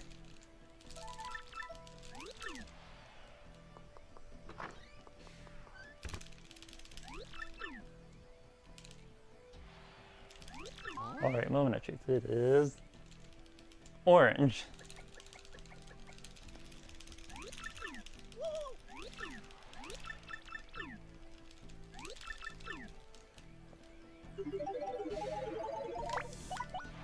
Okay, I just pressed start too quickly. It's fastest to just give Yoshi the default name. But I tried to take things too fast and accidentally named him that character.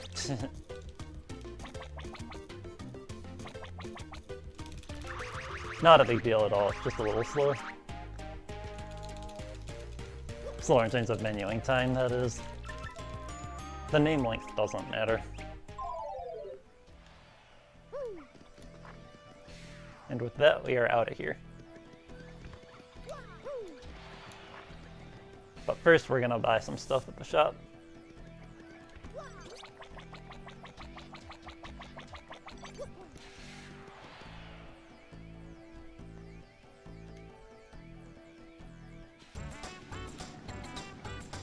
Okay, I couldn't remember if I grabbed that star piece earlier, but it looks like I did.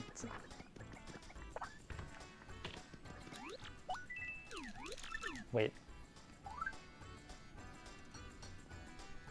Okay, I need to fill the 8 items.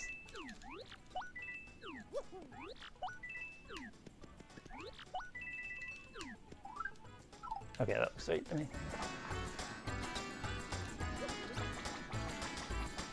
That was a little bit of a mess, but it's okay. Yeah, I'm not using splits because I'm doing this run as a submission for pace. Which, in case you don't know, is a speedrunning event and happening on May 21st to 24th.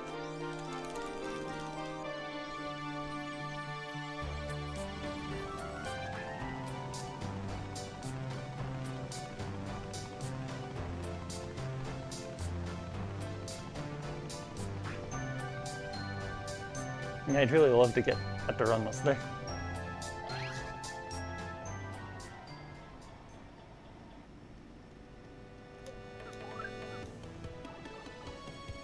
Is that my Yoshi's name is?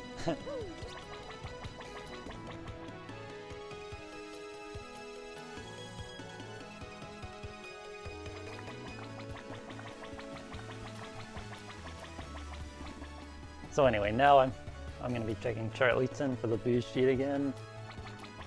Again, if he doesn't give it to me yet, it's not a big deal. I could have also bought that dried tree.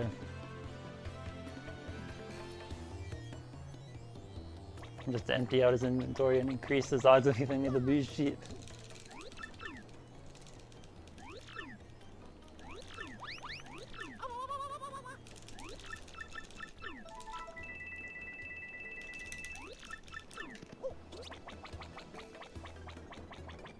So yeah, that's why we gave 300 coins to Lumpy earlier. So that we could get 999 right now.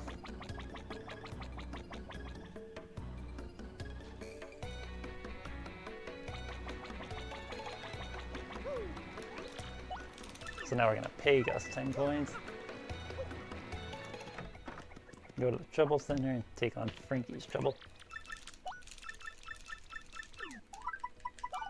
Which is always the 4th from the bottom. Bottom when you're in this state.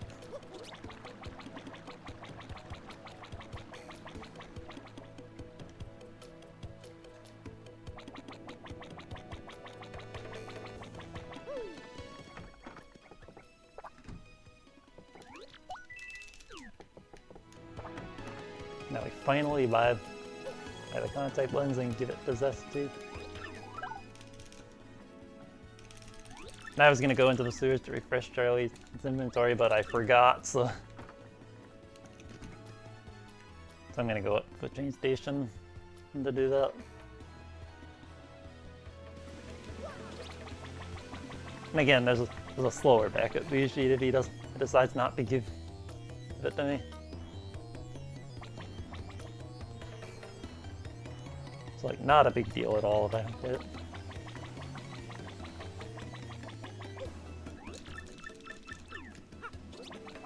Yeah, one more star piece here.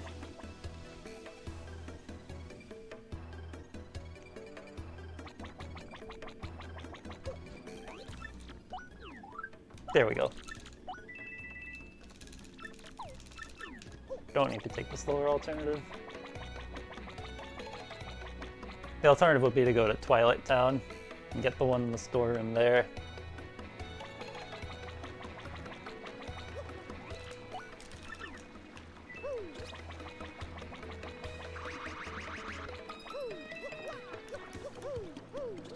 So we talked to Frankie to find out how he lost his wedding ring again, even though we never saw him lose it the first time.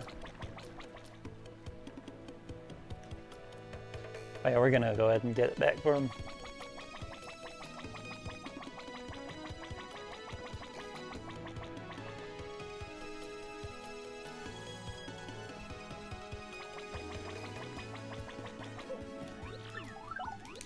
And in return, he gives us the gold card.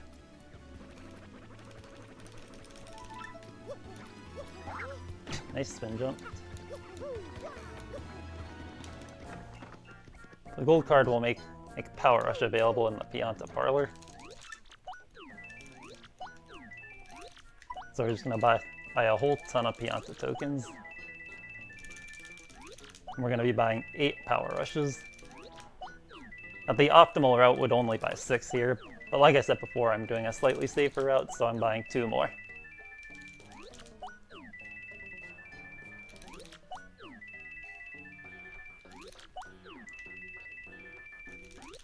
Now this means I also have to kill an extra enemy later, or to have enough BP to equip with the remaining 2.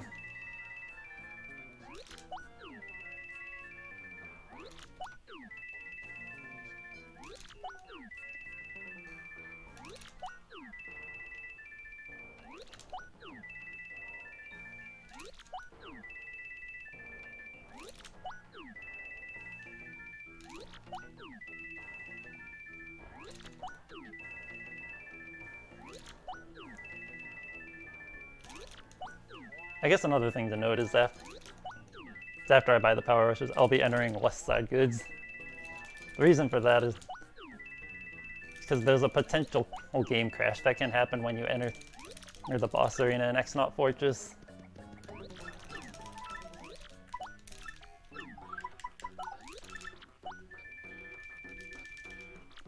But entering West Side goods sets a flag that prevents that crash from happening.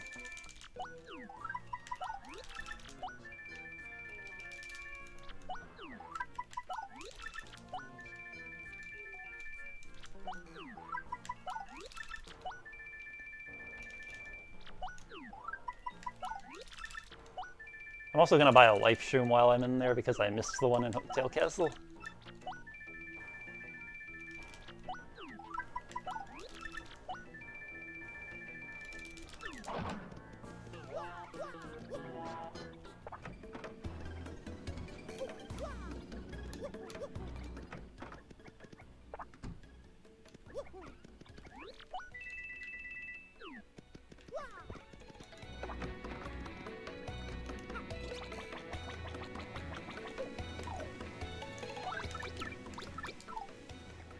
That menu was a little bit slow, but it's okay. I'm gonna check. Okay, I do have full inventory.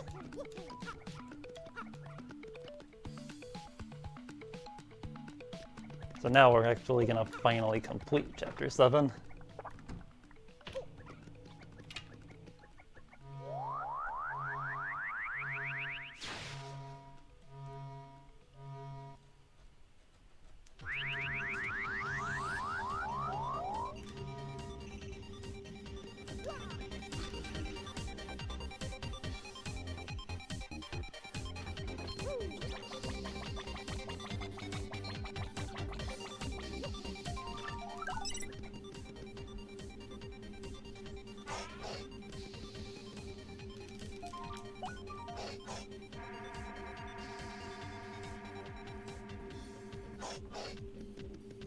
Actually, I definitely should have saved the game earlier because there's a chance I could soft block if I have a trick coming up. Actually, I'm considering leaving and going to save.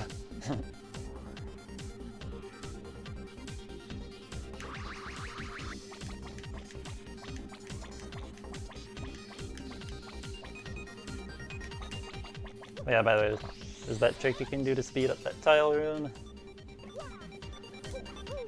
Actually, now I'll just save in the marathon. And if I get in.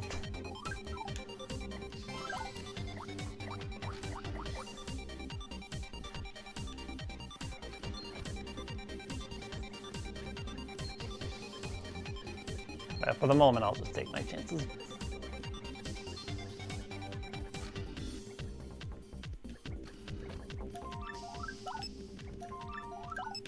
Alright, what I just did with tossing the item was another method of getting jump storage.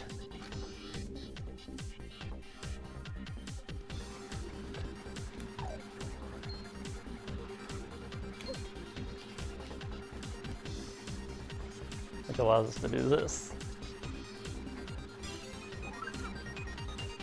And just like that, we've skipped... that we don't have... or we skip a chip through the background. Yeah, save them there just in case I like mess up the boss fight or something.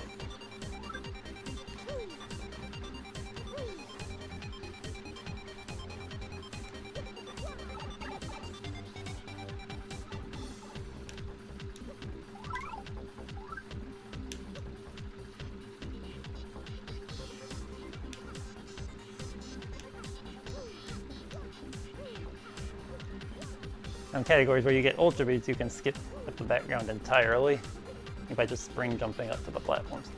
But since I don't get ultra boots, which I can't do that, so I just have to take the chip through the background.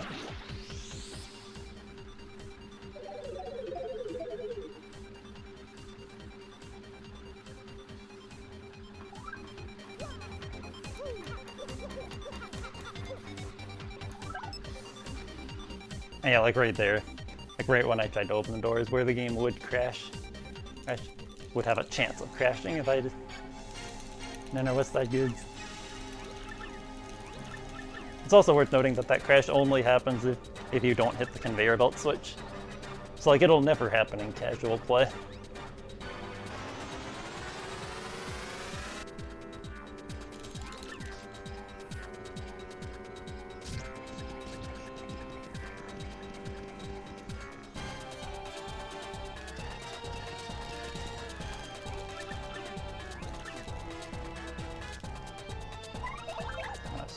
She and use a power punch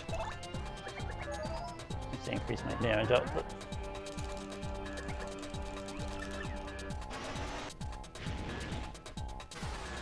Guard because I can.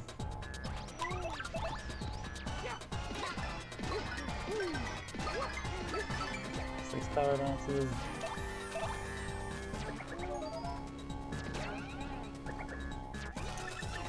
HP gains for a little more damage, and then 6 more bounces. This will kill.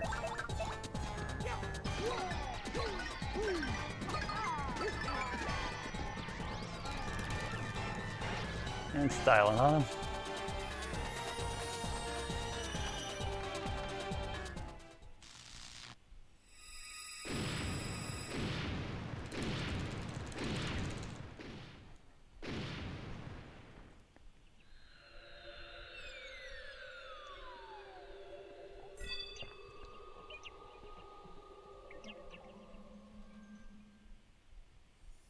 And here we're getting our final crystal star.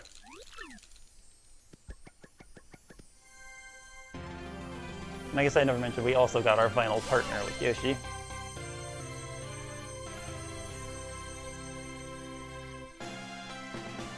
So we finished this run with 3 partners and 3 crystal stars.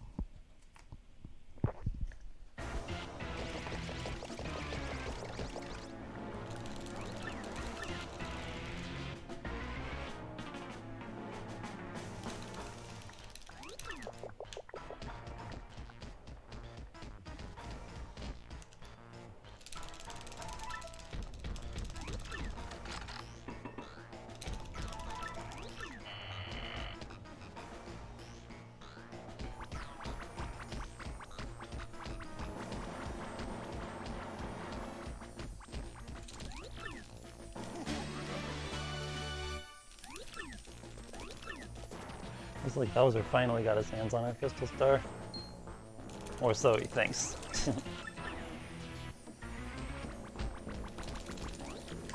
I picked the bottom option here because it's actually the fastest. If you pick the first option, Pennington will like shudder or in fear. If you pick the second one, when there are 2 text boxes, and the third one only has 1 text box, I think. So the bottom option ends up being the fastest.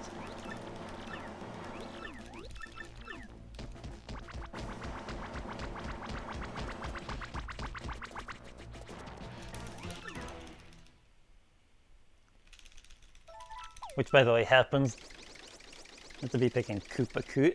So you basically tell Pennington that Bowser is Koopa Koot. It's just a funny little note.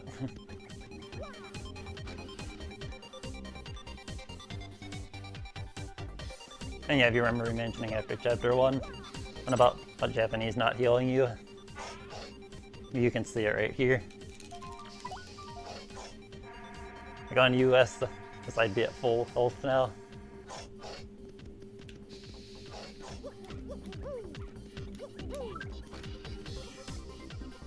For Japanese, I'm at the same stats as at the end of the Magnus 2 fight.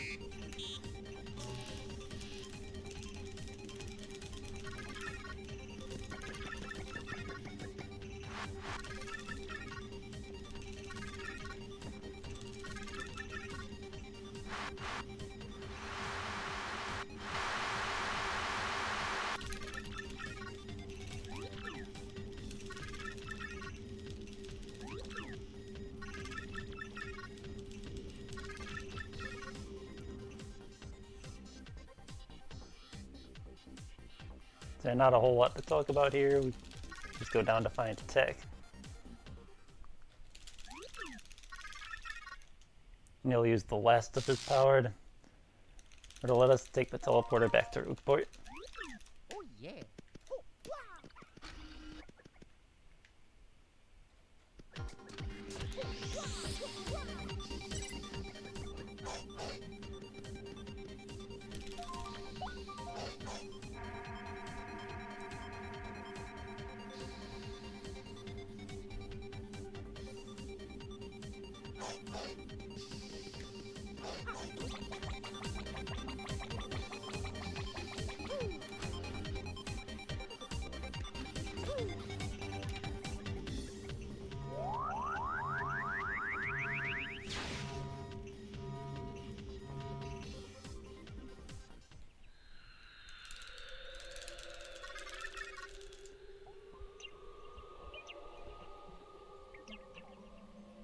Rip tech.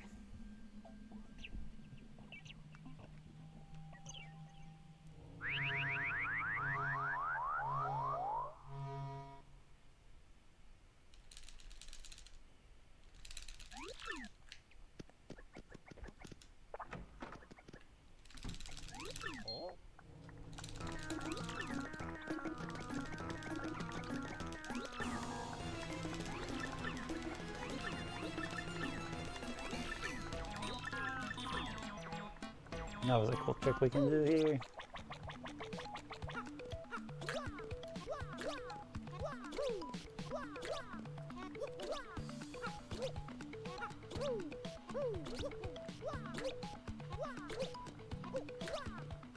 Okay, I didn't get it there.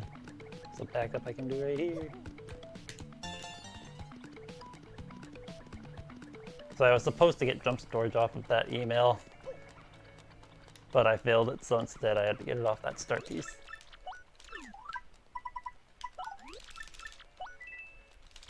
And this is what all those start pieces were for. I ended up getting an extra because I had to use that one right there to get jump storage. But that's okay. Just meant I had a few extra text boxes. Yeah, the badge I just bought is Item Hog. And I'll be using it for a trick like at the end of the run, which by the way we're nearing it. By the way, I guess I never explained it. The reason I was trying to get the Ultra Hammer before going to the 1,000-Year Door after Chapter 1 was so that Just because breaking that block, fucking taking the spring up would have been faster than taking the plane panel. Like when accounting for the extra loading zones and movement, I think it ended up being like 1 second faster to get the Ultra Hammer before going to the door. So that's pretty funny.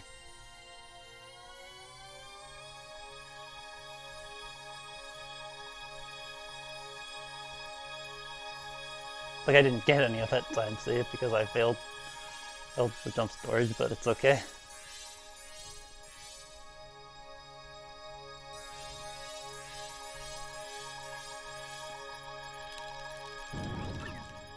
And we're finally just about ready to enter Chapter 8.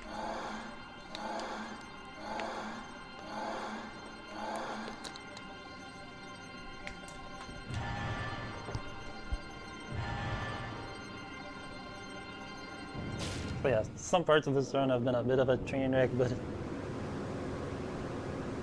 it's okay. My estimate is going to be about 3 hours, which to be honest is probably a very generous estimate.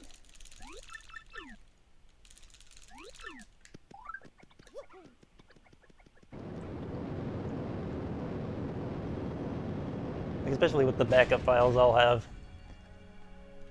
Like you should probably expect like more like a 240 or 250 at worst.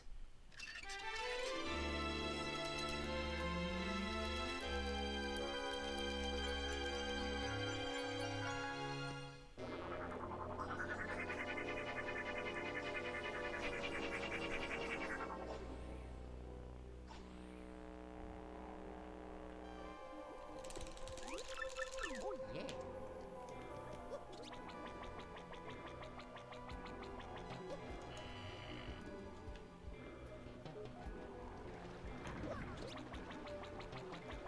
Yeah, we're just gonna go down the stairs past these Slupulas. Hopefully not hit any of them. I mean, not a big deal if I do, it just wastes time.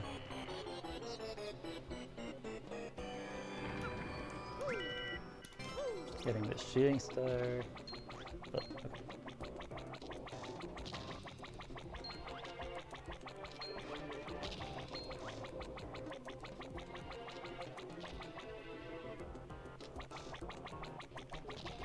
You actually can just fit right between the bombshell bills.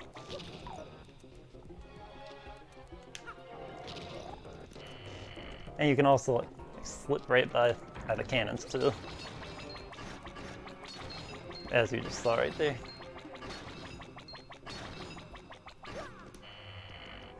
Also another cool thing that I can do because I'm not at 1 HP, or I'm gonna save it first just in case I mess up movement here. Like I'm probably gonna hit this ember because of it, but... Or, oh no, I guess I didn't. That trick I did is as easy as it looks.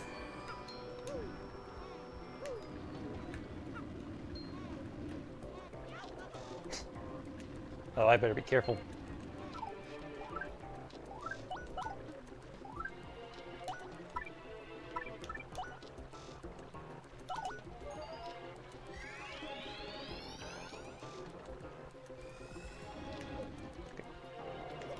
I mean, if I was going to do that, I probably didn't need to save.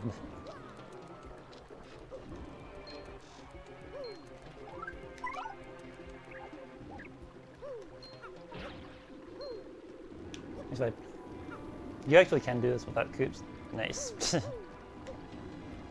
this is about as bad as this part can go. I was initially trying to do it without coops, but decided to stop it. It was taking too long.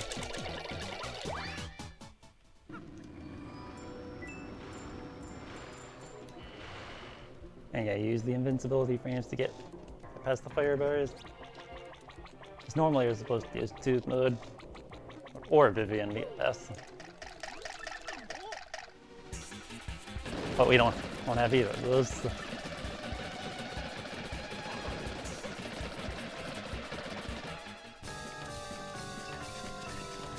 For Dark Bones, we're gonna use Supernova.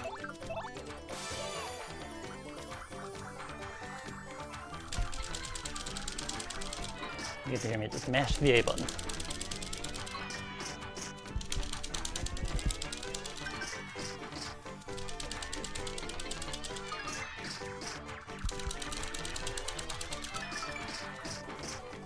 And we're gonna finish off Dark Zones with a shooting star.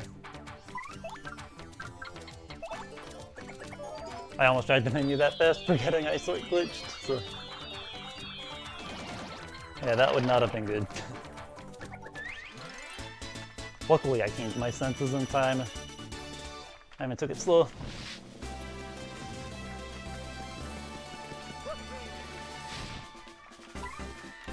And of course upgrading DP.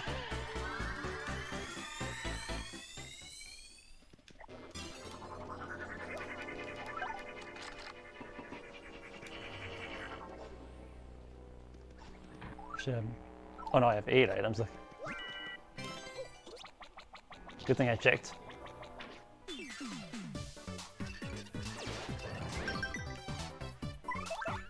Okay, I messed up going between them. Like I could have just taken the hit to speed up. Hit up something later, but yeah, I'd rather not take it risky.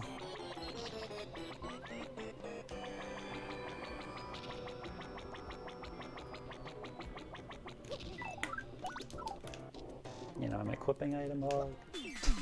Yeah, messed up that hand skip. But it's okay, I got to show off one at least.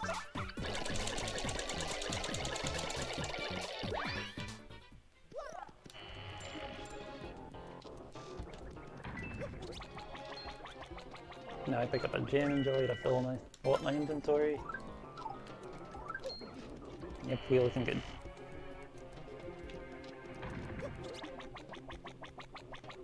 And this pattern's always the same, so it's down, down, up, down, up, down.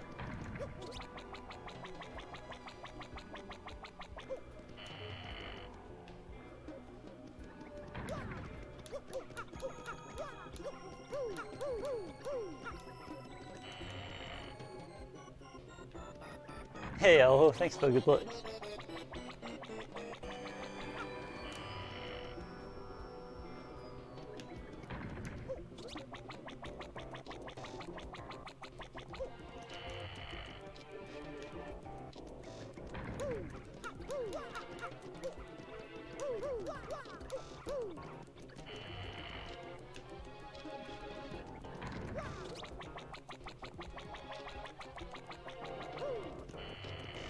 So now we've got a pretty big trick coming up.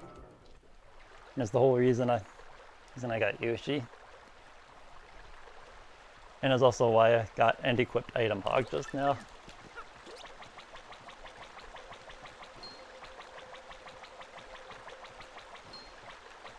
I don't like that position.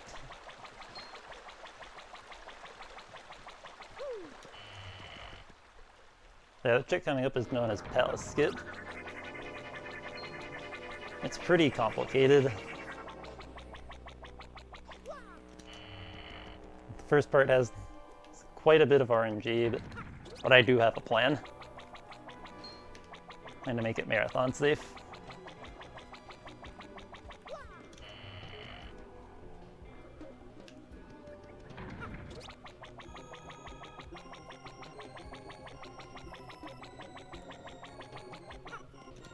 So for the first part, I need to kill all this phantom ember coming, like that one on the left right there. But first, I'm going to save the game because I need to get an item drop from it. Now in runs, you have to keep reloading the save even until you get an item. It's about a 21.6% chance, I think.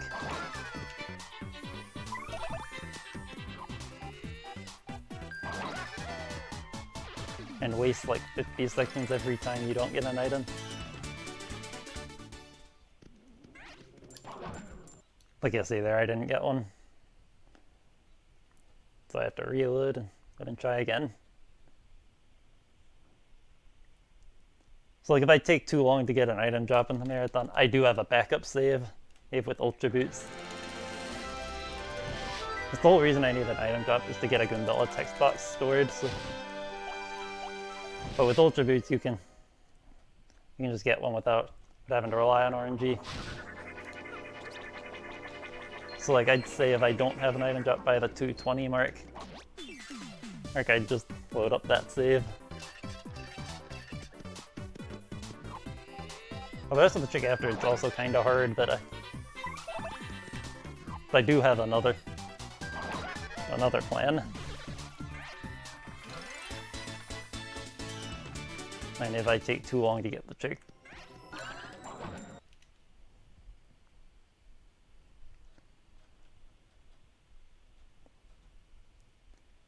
Which I guess I can go into now.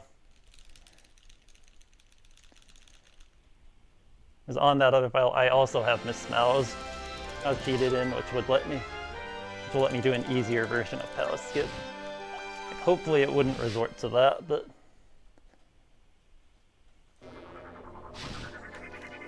I'd say if I haven't gotten the trick by like the 225 to 230 mark or something, I'd just call it quits and do the easy method so that I can show the end of the run.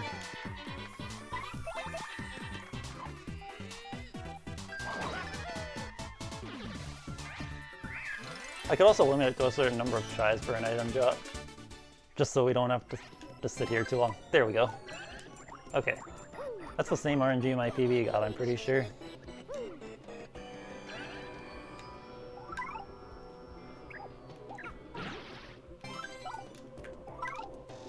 So now I'm doing what's called a delayed Goombella buffer into the item. That was not it.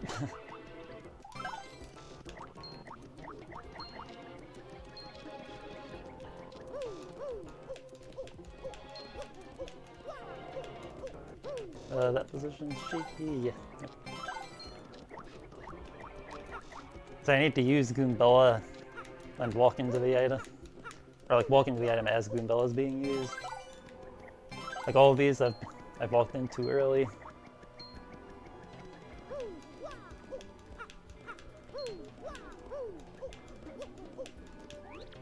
That one was too late.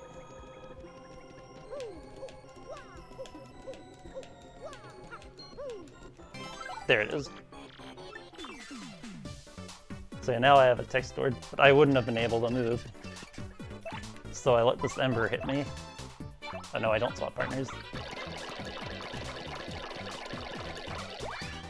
And yeah, the tricky part is you have to keep the text box open. And now this part isn't really necessary, but it's necessary to be marathon safe.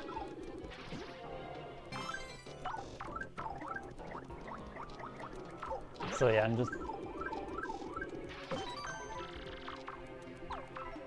So by doing that, I keep the item on screen forever, or until I pick it back up. And now comes the next part of the trick. I do an Ultra Hammer spin and swap the Yoshi in this battle to get him on this, get him into the wall.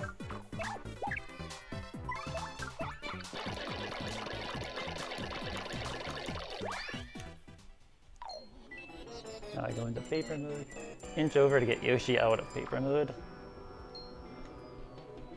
And now the trick comes down to this.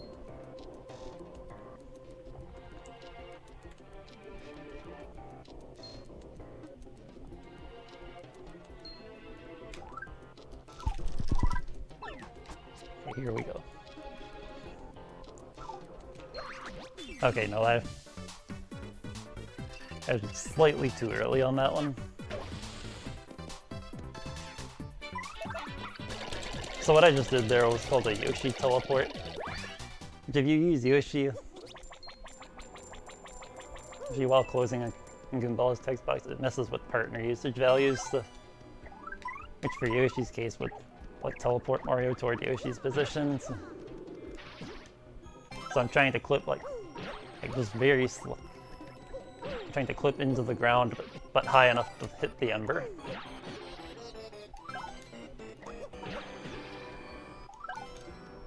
And then I can just fall into the loading zone and move on to final bosses.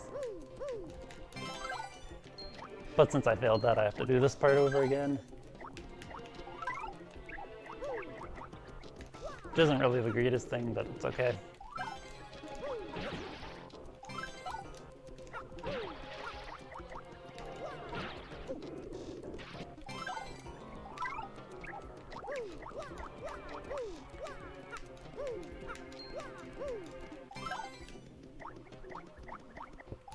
And sometimes this part can take a bit.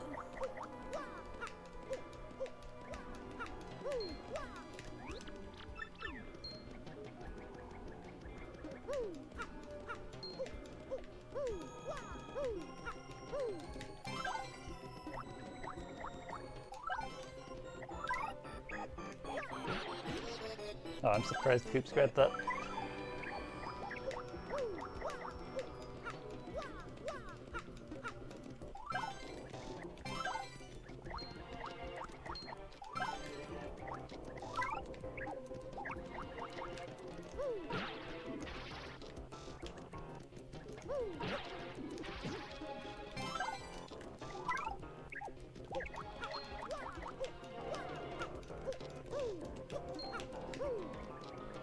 Okay, now that was a bit scary.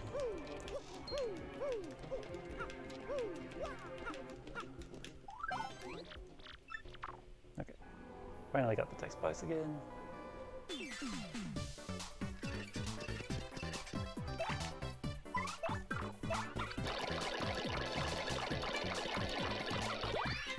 Okay, I didn't think I was gonna get away there, but luckily I did.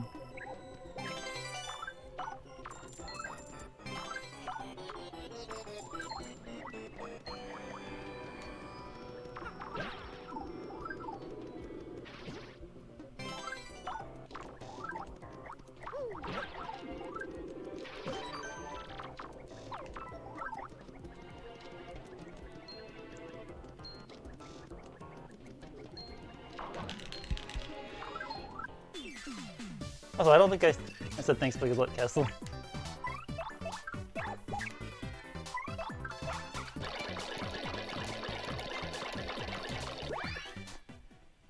Oh yeah, delayed thanks.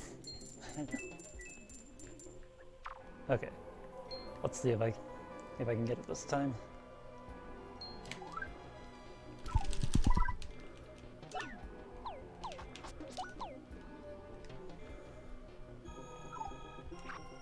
There we go. Okay.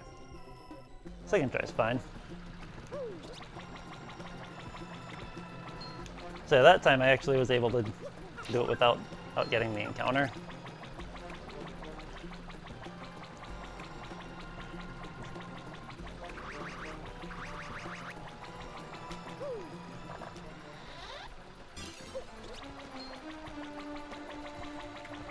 So by doing that, we just skipped the second half of Chapter 8. I do have to kill an extra enemy to make up some leveling.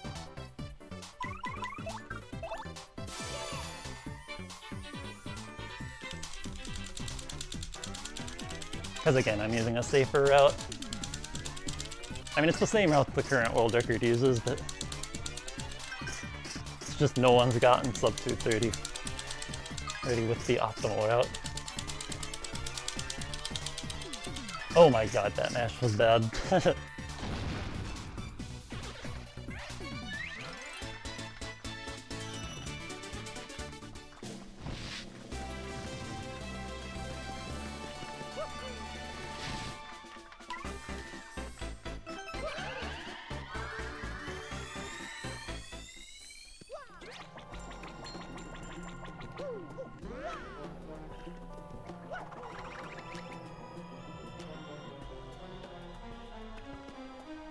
Yeah, I'm gonna take a sec to check make sure my inventory looks fine. Okay, I think I have everything I need.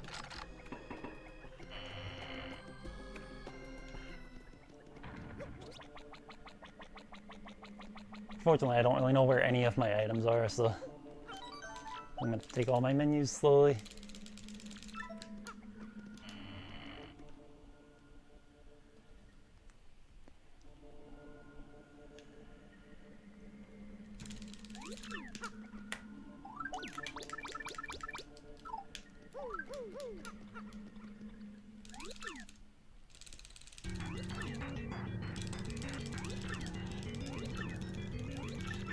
how much HP does Coops have? I'm wanting to say he has 10, but I'm gonna wait and take a look before I swap them.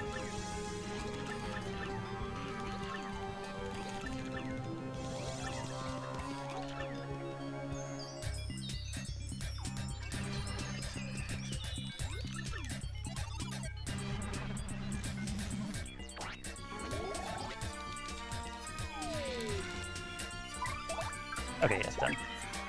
Now use a Thunder Rage.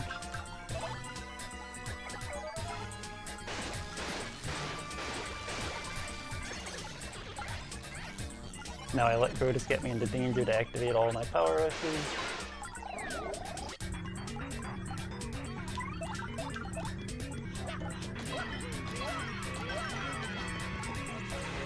Yeah, I just need 4 power bounces. That's enough to go.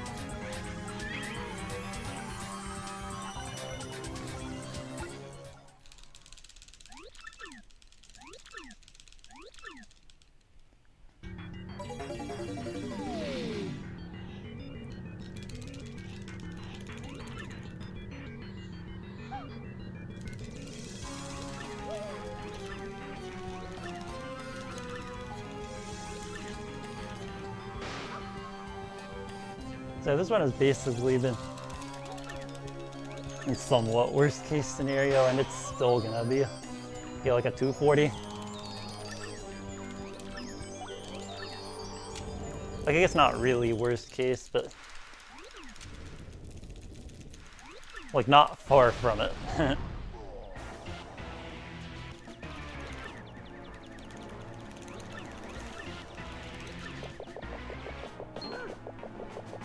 So like I said earlier, I think a 3-hour estimate is very generous.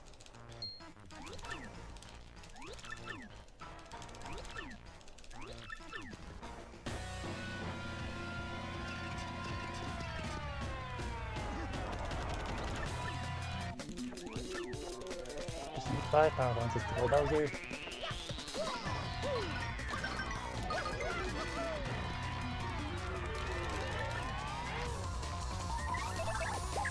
Stuff like Yoshi, hopefully I can super guard this. Like that. If I had missed that super guard, it wouldn't have been a big deal at all. Would have just been a bit slower. Mario would have used a life stream, and then I would have had to have Yoshi use a point swap to get Mario back into danger before bouncing. But I hit the super guard, so we're going fast.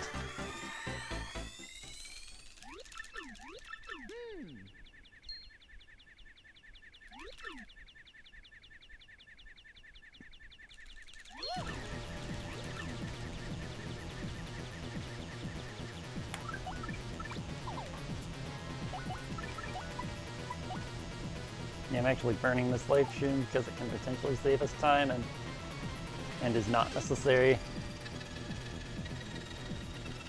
honestly wouldn't even make it much safer even if I kept it.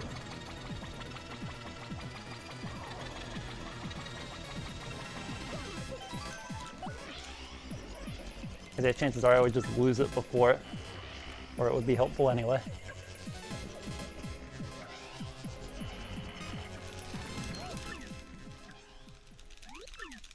Also noticed I equipped double dip before where the fight started. Or well, it was actually like right before I used, or I burned the life stream. I'll be using double dip to, it's largely to just use up FP so that I can point swap Mario into danger or against Shadow Queen. Though being able to use 2 items also helps.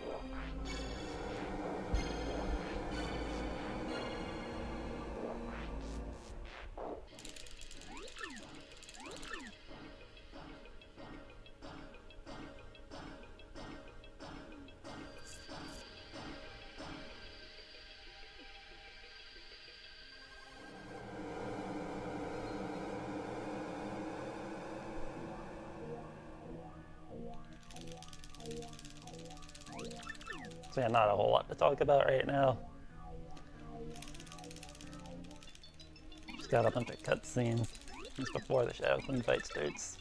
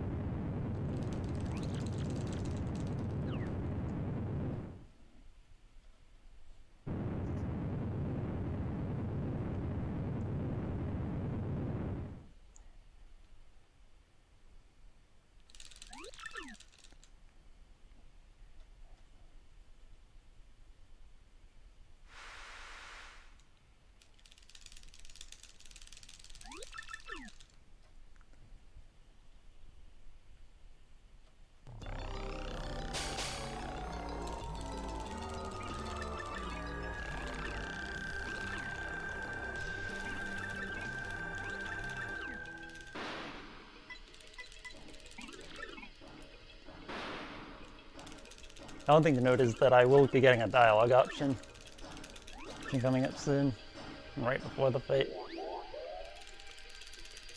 It'll give me the option to either refuse just to become a servant or joiner. If you pick the second option, you will game over and have to watch all those cutscenes again. But luckily you have to scroll down to pick it, so like if you press B it won't do anything. Okay, so first turn of this fight, we're just gonna be consuming FP.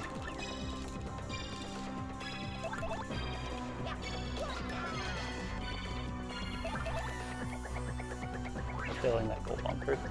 Hopefully she targets Mario, but she did. Okay, so it didn't matter.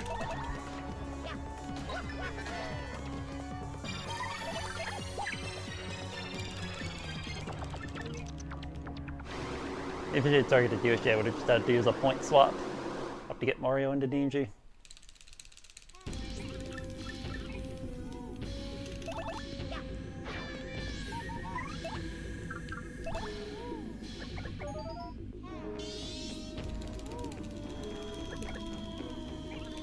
Also, another version difference I guess I can mention is that in Phase 1, on the US and PAL versions, you have to deal more damage to Shadow Queen to start this phase.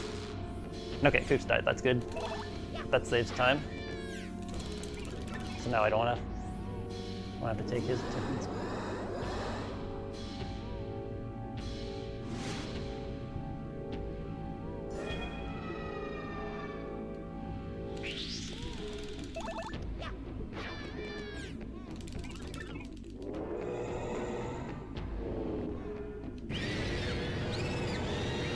Now I'm going to be doing a funny little trick that actually loses a decent bit of time off the Japanese version, but for the sake of the marathon, who cares about losing a little bit of time? By holding R before the fade out right there, you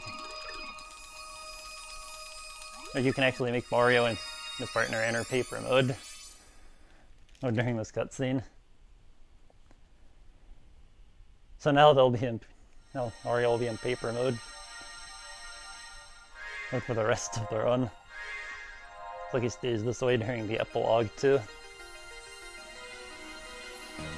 As far as I know, it doesn't lose any time on the US or PAL versions, but it actually loses quite a bit on Japanese, unfortunately.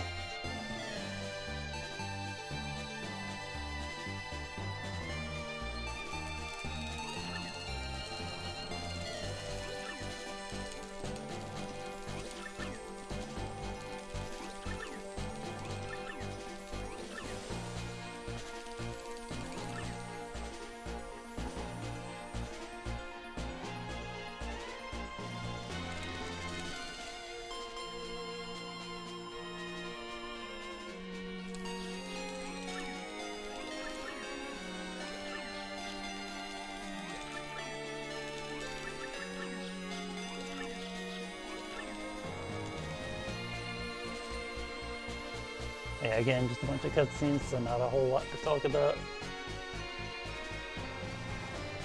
Other than enjoy the music.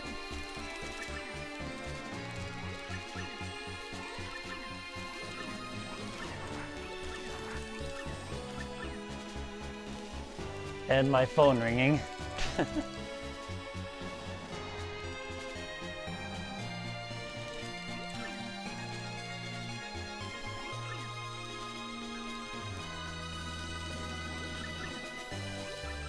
Almost got through the whole submission run without one of those.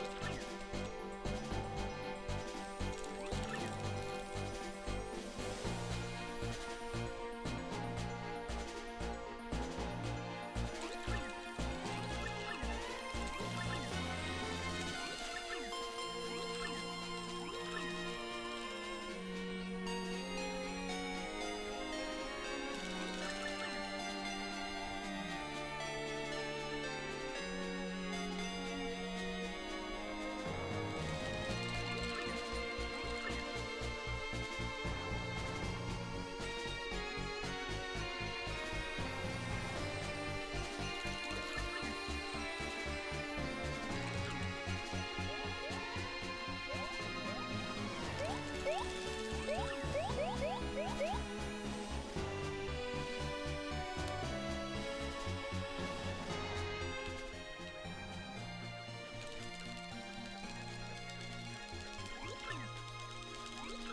yeah.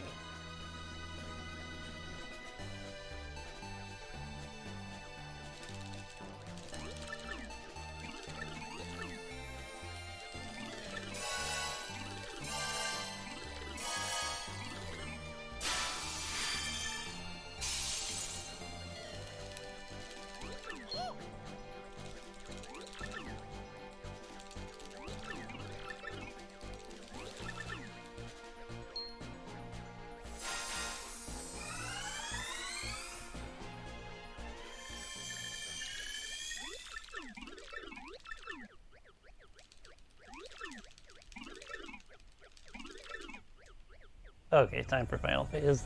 So we're starting this turn basically same as before, just using FP. Set up getting more into Beam Tube. Starting off with a failed power shell.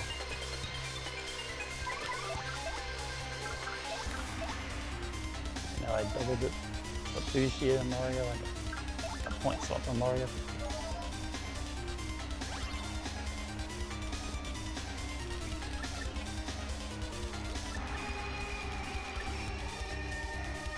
Now hopefully Leakoot dies here, because that would speed it up.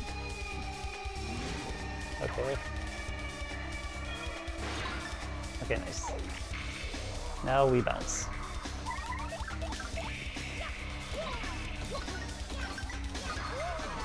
Just 2 5 bounces is enough.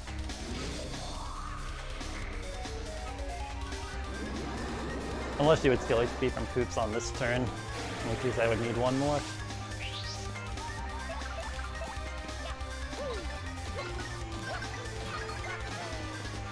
Styling on it.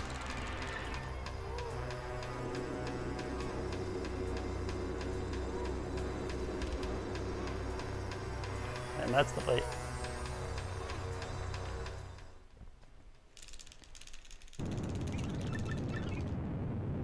Now we keep the timer going until the circular fade to black right before the credits. But for marathon purposes we could. But just stop the timer after the Shadow Queen fight, right, if necessary, or if preferred. Because the rest of this is just mashing text. For the submission video, I'm going to go through the epilogue.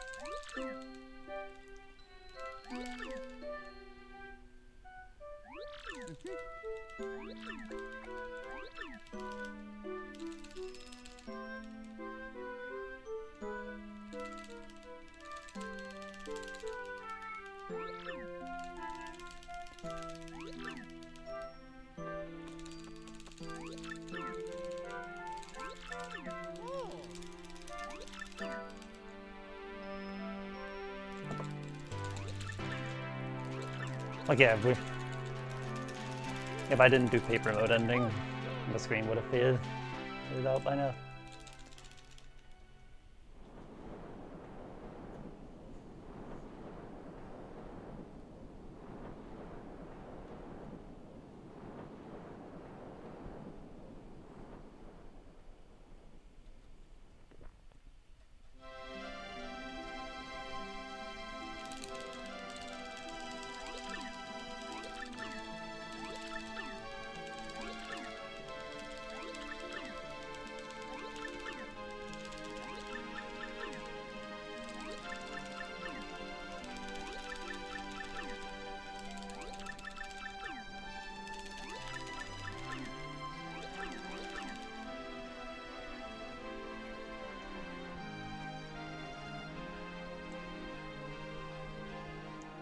So even with how bad this run was, it's still gonna be like a few minutes faster than what the world record was before Blunt Ticket Skip was found. So, which that was like at 2:47:20, I think. Like this is gonna be a mid 2:40.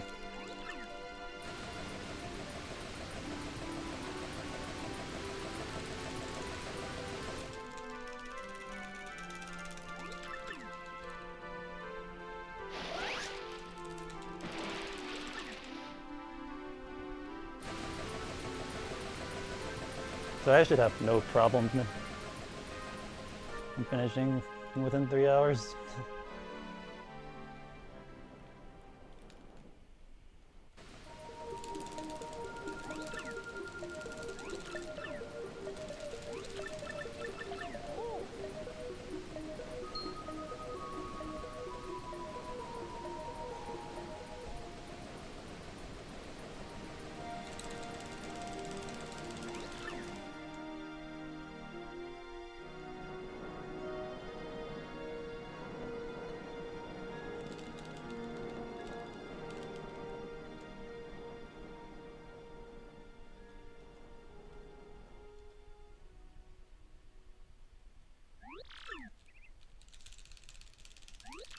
Oh yeah. Oh. Oh.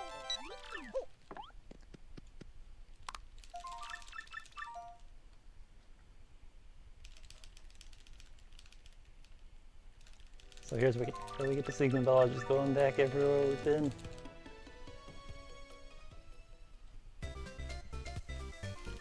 And a bunch of places we haven't been.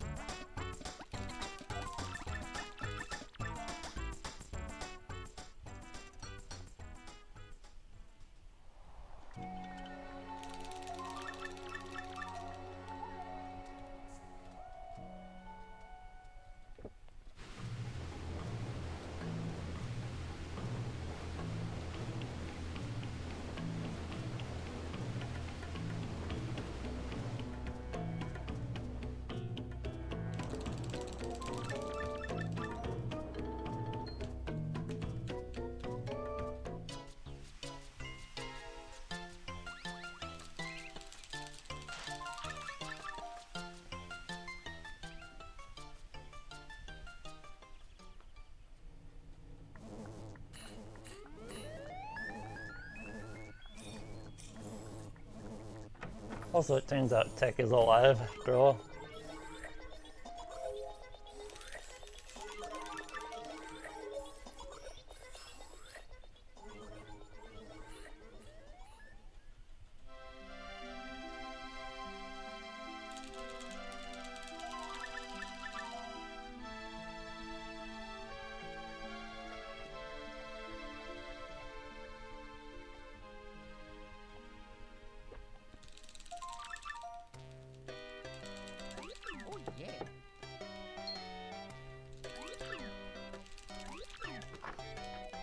Yeah, we're just about at the point where we end time.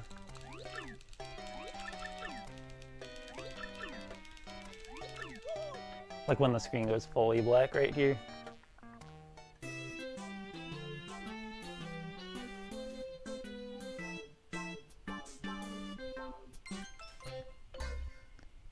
2:43:57. Terrible run, but it's okay.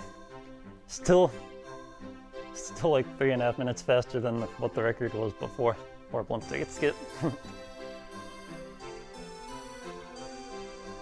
So as I'll say once again, and 3 hours is a very generous estimate. So yeah, I don't think I'm gonna let the credits play out. So yeah, I'll just give closing thoughts. So I think this run would be great to show off in a marathon, especially because the new Any% stuff hasn't really had a chance to be shown.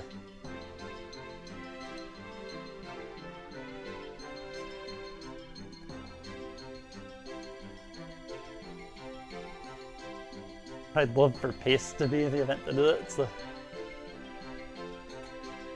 I think I'm going to end the recording right here. Hope you enjoyed, and I hope to be able to run this at Pace 2020.